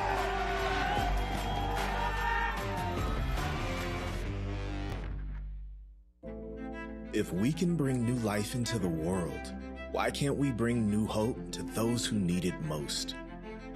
If we can remove cancer, why can't we remove hunger? If we can rebuild bodies, why can't we rebuild entire communities? Better health takes more than healthcare. UC Davis Health. Believe in better. You're nothing short of unique. Your goals, your experiences, but most importantly, your health. Cookie-cutter health coverage just doesn't cut it. Western Health Advantage provides what really matters. Flexible plans that work for your individual needs. Support for healthy obsessions. Getting more than the basics. Care that uplifts our community. That's my advantage. Whether you get insurance from an employer or covered California, make the healthy switch and find your advantage at westernhealth.com. SMUD's Clean Power City movement is happening. Hundreds of thousands have joined the charge. They're taking action, driving electric, making clean power choices, and saving money with SMUD rebates. Together, we're creating clean power cities, while SMUD keeps our promise to deliver world-class safety, reliability, and some of the lowest rates in California.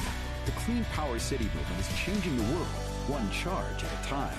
For 99 ways to join the charge, visit cleanpowercity.org.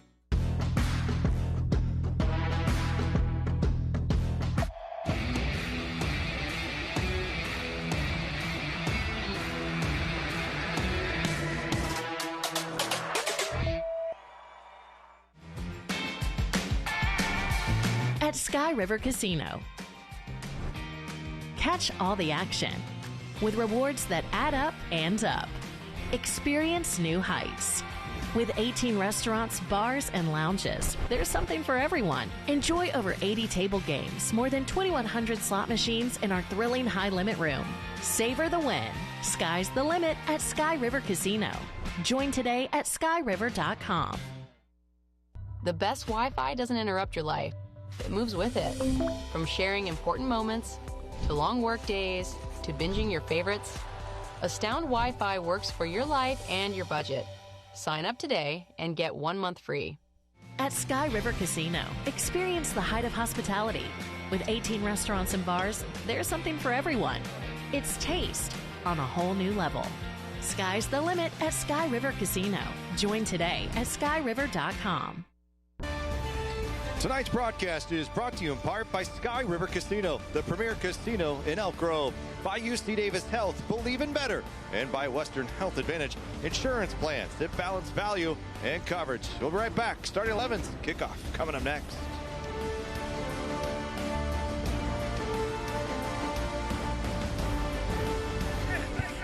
success starts here. Quality sleep is key to optimizing your performance, whatever the day holds. That's why at European Sleep Design, your mattress is custom designed to support your body's unique needs and built to last using non-toxic and eco-friendly materials so you can rest deeply and upgrade your life one night at a time. European Sleep Design, a better mattress for a better you. It's an awesome experience. It's an opportunity to be exposed to some different coaches, different players from different clubs. You're not going to do the same stuff every single day. Lots of games, lots of playing around to really see what that skill development looks like throughout the course of the week. If we can bring new life into the world, why can't we bring new hope to those who need it most? If we can remove cancer, why can't we remove hunger? If we can rebuild bodies, why can't we rebuild entire communities? Better health takes more than healthcare. UC Davis Health. Believe in better. The kitchen is not just where meals are made, but where memories are shared. And you need a space that's not just beautiful, but durable and easy to clean. Swap the top with Golden Grove countertops. Custom fit countertop replacement that aligns with any home's aesthetic. Installed in as little as 1 day. Our professional designers and in-house craftsmen will transform your countertops into the crown jewel of your culinary space. Swap the top at your one-stop shop, Golden Grove countertops. Let's talk about your home's exterior. If it's faded, cracked, or falling apart, it's not just ugly, it's costing you. Old siding means leaks, higher energy bills, and damage you can't see. The fix? New siding from Bliss. It protects your home. It gives it a fresh look that adds value for years to come. Can you do buy two? Of course. Bliss Construction. Built to last. Built for you. All through the long, chilly winter, bundling up, it'll help keep you warmer. Layer after clunky layer. But while it might work outside, bundling never works when you're inside. Get your furnace tuned instead for just $59, because bundling inside, yeah, it doesn't work.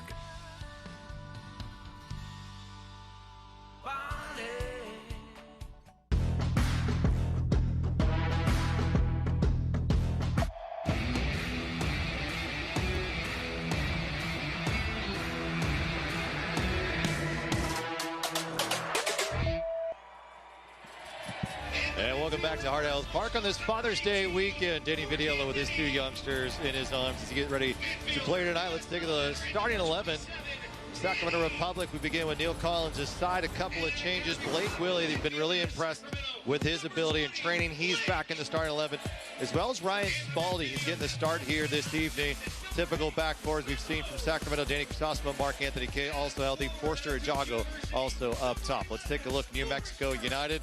A Sacramento killer, Greg Hurst. He is in the lineup again. Zico Bailey, Dayon Harris, Christian Nava, Osman Jabang, Zalalem, Gloucester, Hamlin, Keller, Howell, and Chris Shakes in the back. So looking at this New Mexico side, trying to get their second win away from Albuquerque. And they're going to go against the Republic side, who's hungry to make it 2 in a row.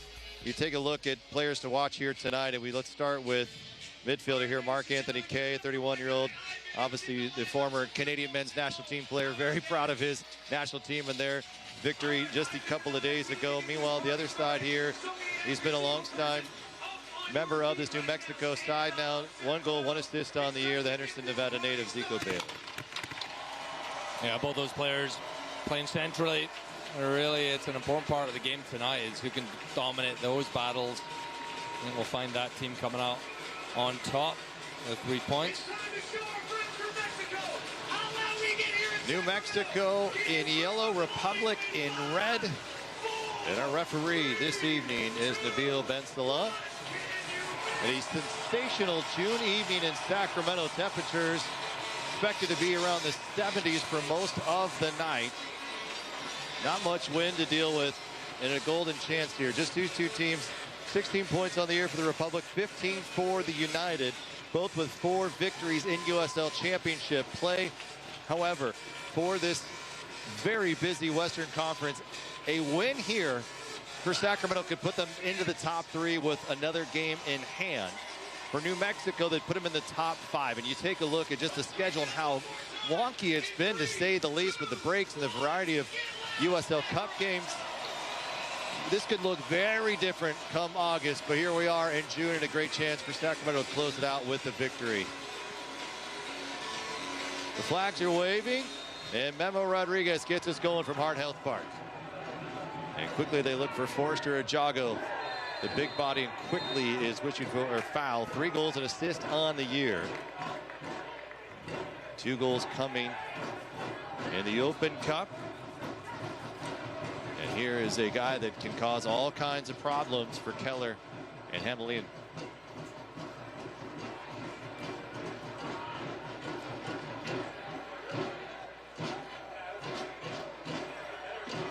And Ajago goes down.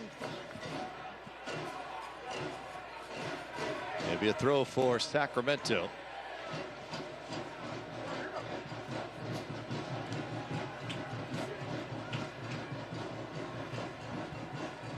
Hamilton and Keller will have their hands full in that center back position. How does that provide opportunities for a Spalding, a Willie, and others to try to get something going? Meanwhile, the other way around here, here's Dayon Harris.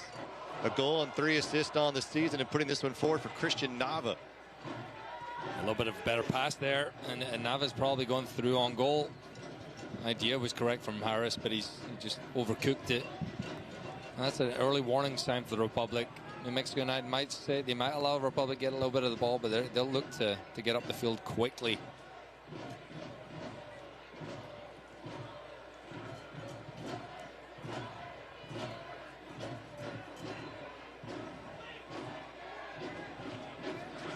Comes back to Kip Keller, 2 goals on the season. Did get the goal in the 2nd minute, the 1-1 draw with Orange County. And here's Greg Hurst. Into the 18 he comes, loses it. May have been poked from behind by Blake Willie. One thing Neil Collins talked to us about is what he wants to see from his team tonight. There was just one clear message: energy. And that was great right there.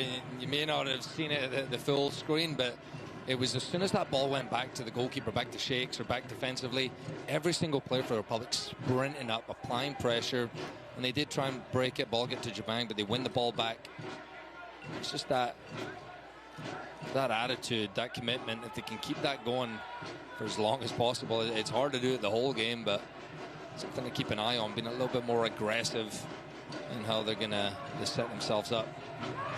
We'll flick on forward, trying to get Spalding, and Malik Howell will have to chase it backwards. There it goes to Chris Shakes. 11 goals allowed, 9 appearances, 3 shutouts, 33 saves in the championship this season.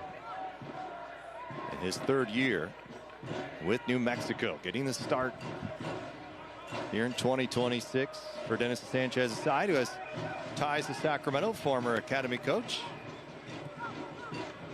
And what a job he did in Las Vegas, leading them to their first playoff appearance. Went to the Western Conference Final, beating Sacramento. And then ultimately found his way to New Mexico. I have a chance for Memo! Saved! Here comes Spalding. Spalding looking to turn. Unfortunately, it doesn't get all the way through, but Sacramento's got it back. Good move here. Jacker! Maybe a partial deflection, but Jack Kerr, who got a goal a weekend ago, is trying to make it 2 for 2. Yeah, he's been fantastic this year, Chris Shakes. And the first stop, the shot from Memo, the ball is moving. It's gone from left to right, and he gets behind it. And then on the second one, it takes the deflection, and I think he saves that as well. Well, he might have got a fingertip, may not have, but definitely the deflection. Jack Kerr was close. Dallas disposal corner kick. Here's Gurr again, heads it back in the mix, looking for Ajago, and a whistle as contact was made. And Forster Ajago has to be careful. He's back in the lineup, and you can see he's ready to go. He's eager to go. But first play of the game, he went up and committed a foul, going up for a header. And then this one, He's every right to challenge the goalkeeper, but it's a little bit of afters afterward. And as you can see, he's going up. His eyes are only on the ball. There's no malice in that at all, but it's just a little bit after. And getting into it, I think Shakes will be okay. Maybe just caught his stray arm. And that is how he plays, Foster Ajago. And this injury stoppage brought to you by Restore Hyper Wellness. Do more of what you love. Receive a free cryotherapy session using the promo code SRF Cryo when booking. Spelling's hard. Aggressiveness for Sacramento. Do you like it early on here? Yeah, you got to do it. And again, you are at home, and they have had success this year. The problem has been at times is not capitalizing on that when you're on the front foot and you're applying all this pressure. It's now let's turn that into goals, and they had a glorious opportunity there. Jack Gurr, well done defensively. But you like it. They're getting bodies in the box. They're getting people forward. They're being aggressive in their press. They're pressing high. That typically leads to success, whilst also being cautious that you don't get hit on the break. All-time record, Sacramento with an 8-3-2 advantage over New Mexico. And they're 5-1-2 here at Hart Health Park.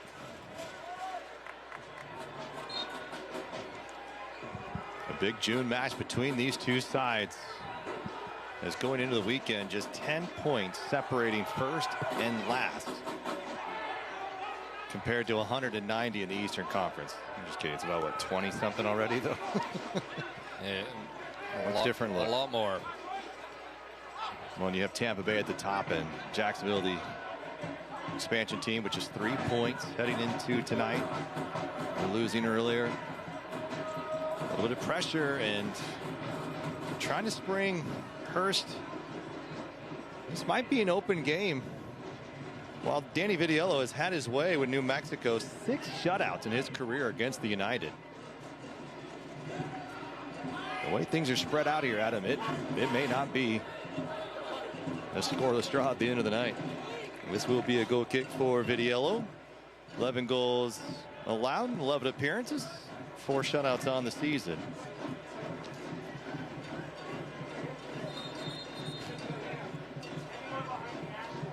And Danny Vitiello's got this goal kicked on, and you can see how aggressive also New Mexico are being.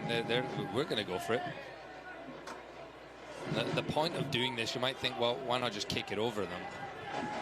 Because if you can invite a couple of them to maybe take the bait, as he's going to do here, there's going to be free space higher up the field like this. If Foster Ajago can get onto it. And they don't get it, but they do get possession higher up the field. It's tough to clear that, but that's why you're seeing teams, if you're watching the World Cup right now, you're saying, why are they doing that? That's so risky, and it's the risk reward. These guys should be pretty comfortable with playing with people around them or sprinting at them.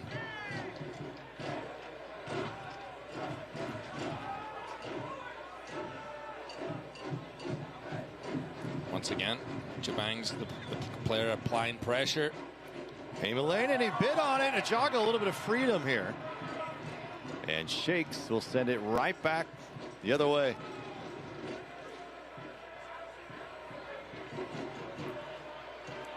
Right back. Here comes Harris again. Looking for Jabang.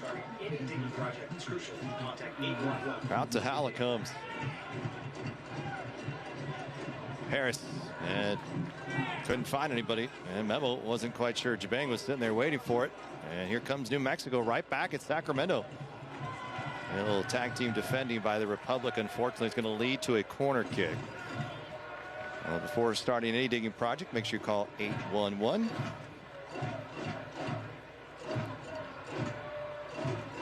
And the first corner kick of the night for New Mexico. Last loss was on May 20th to Tampa Bay, 1-0 defeat.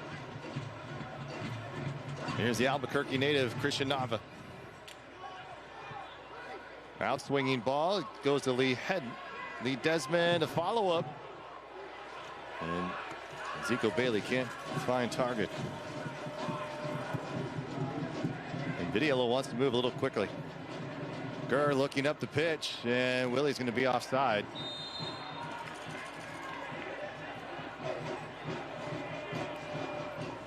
Their last 4 matches, New Mexico has outscored their opponent 6-1, even though a -1 goal differential on the season.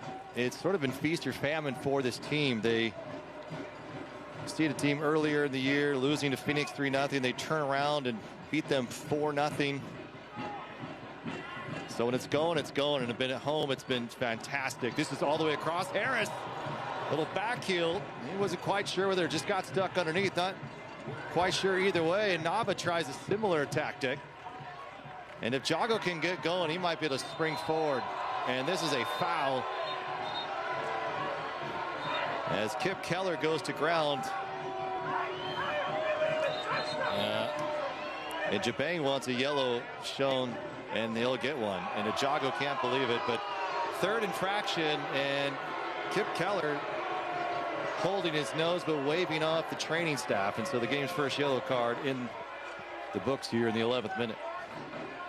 Yeah, and Foster Jago's saying he headed the ball, and it didn't look like there was much in that at all. But again, both players have the right to go for it. It is in the air. I don't. Maybe minimal contact from both players on the ball. If we get another look at it, Kip Keller's fine. I think the referee was maybe thinking he did get really hurt there, but he did not. But Foster Jago has to be careful. This is when you got to use your brain. It is tough for a guy like him who is physical. He wants to get back. He's not been starting the last couple games. So you get yourself a little bit more ramped up. A little chip on your shoulder. He's in there to help the team get that ball in the back of the net.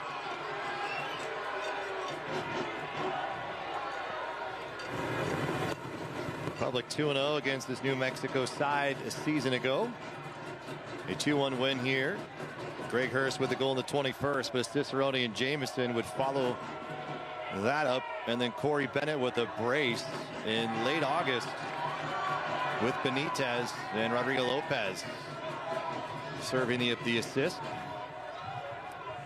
Of course, Rodrigo Lopez now on the bench as an assistant. Machino Benitez in the left back position tonight. Corey Bennett on his way to Colorado Springs. Having a fantastic year.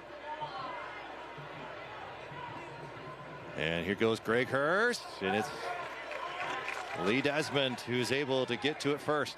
Jago. Spalding, he should have been kept onside. I think Gloucester was keeping him on. That was very, very tight. Very tight. And Foster Jago decided to take a touch, and he maybe could have played that one around the corner first time. When he does take the touch, Spalding's just trying to hold his run, and it was very, very close. Chris Gloucester on that far side. You like it though. That's what you want to see. That's what Foster Jago's in there for. He's going to draw those center backs out of position. Should free up some space in behind.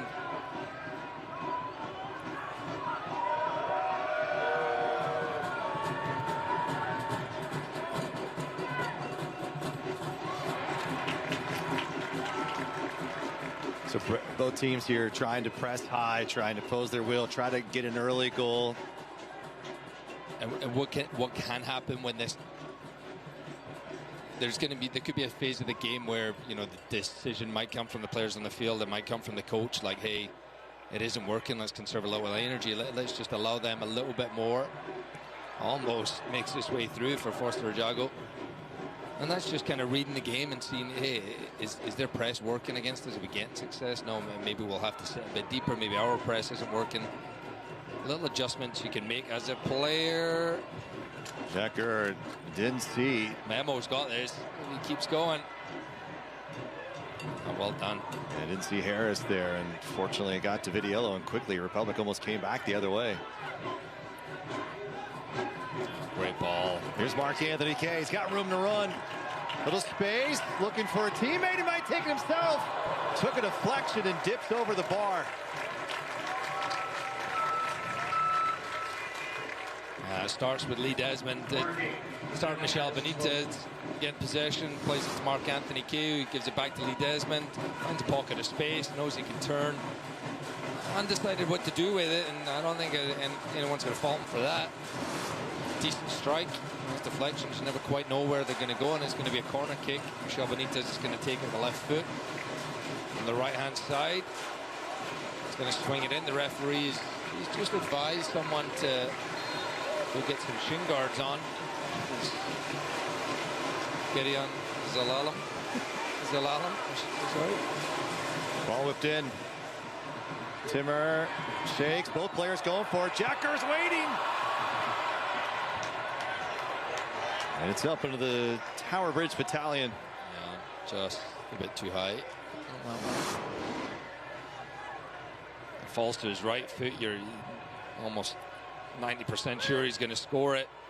And it's high, it's in the air, it's really hard technically, and he's probably caught in two minds. They go laces, they go the inside of the foot, and just balloons it over the bar.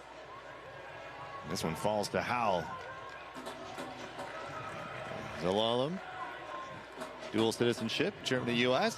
He's played for both national teams 25 times together. And this is a good break. Memo, he's in the 18, he's got a joggo, and a tap-in is stopped by Shakes. What a denial by Chris Shakes, but Sacramento trying to come back for more.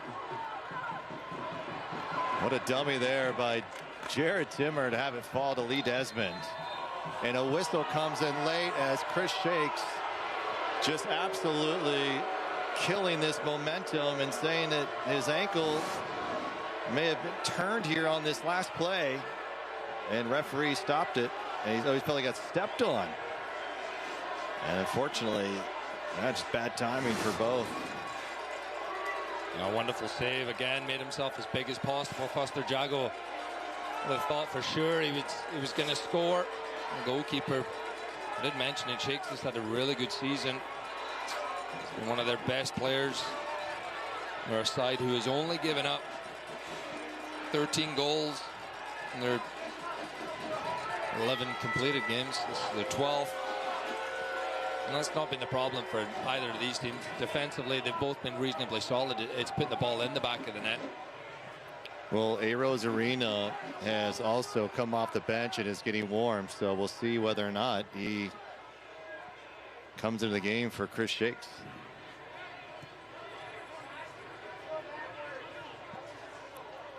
Continued pressure from Greg Hurst and that top line. Jago on the run. This could lean right into Jack Gurr. Spalding tried to stay on side. Spalding will give it a shot. It's stopped. It somehow nearly trickles in. It's cleared off the line. Hemelainen with a fantastic effort. And Sacramento has got to be scratching their heads. They don't have a couple of goals already tonight. Singing his praises, Chris Shakes, and maybe that injury didn't help him there, but he got away with him. He's got Nico Hemelainen to thank. Defender, brilliant job. Shakes gets enough on it to prevent Spalding's shot from going over the line.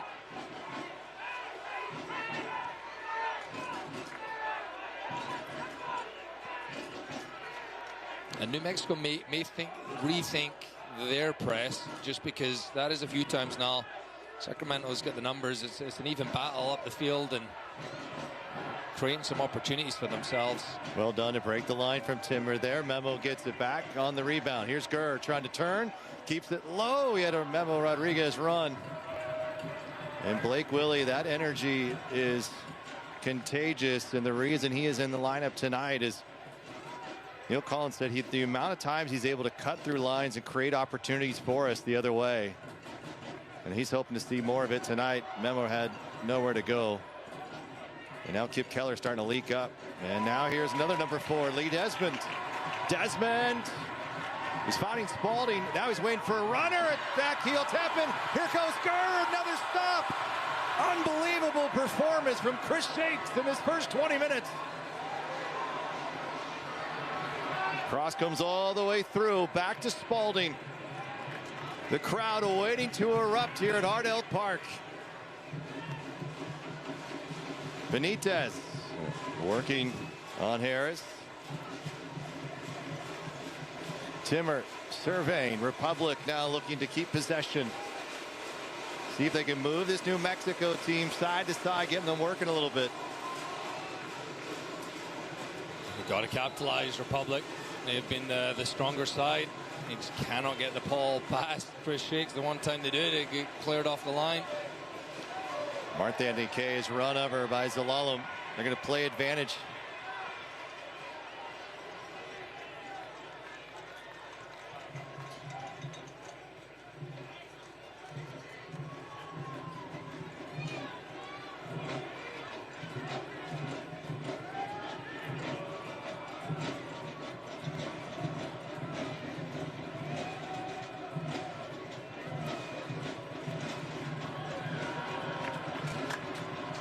Chris Gloucester on that left side. A couple appearances for Sacramento a few seasons ago. Back in 2021. Here's Michel Benitez now. Ajago is waiting for a teammate. And Christian Nava able to break up that play. And this gun is whipped hard and comes right off of Nava again. Sacramento with a bad pass. Greg Hurst has no help. He's got someone on the left side. Looks to be Jabang. Jabang getting behind Timmer.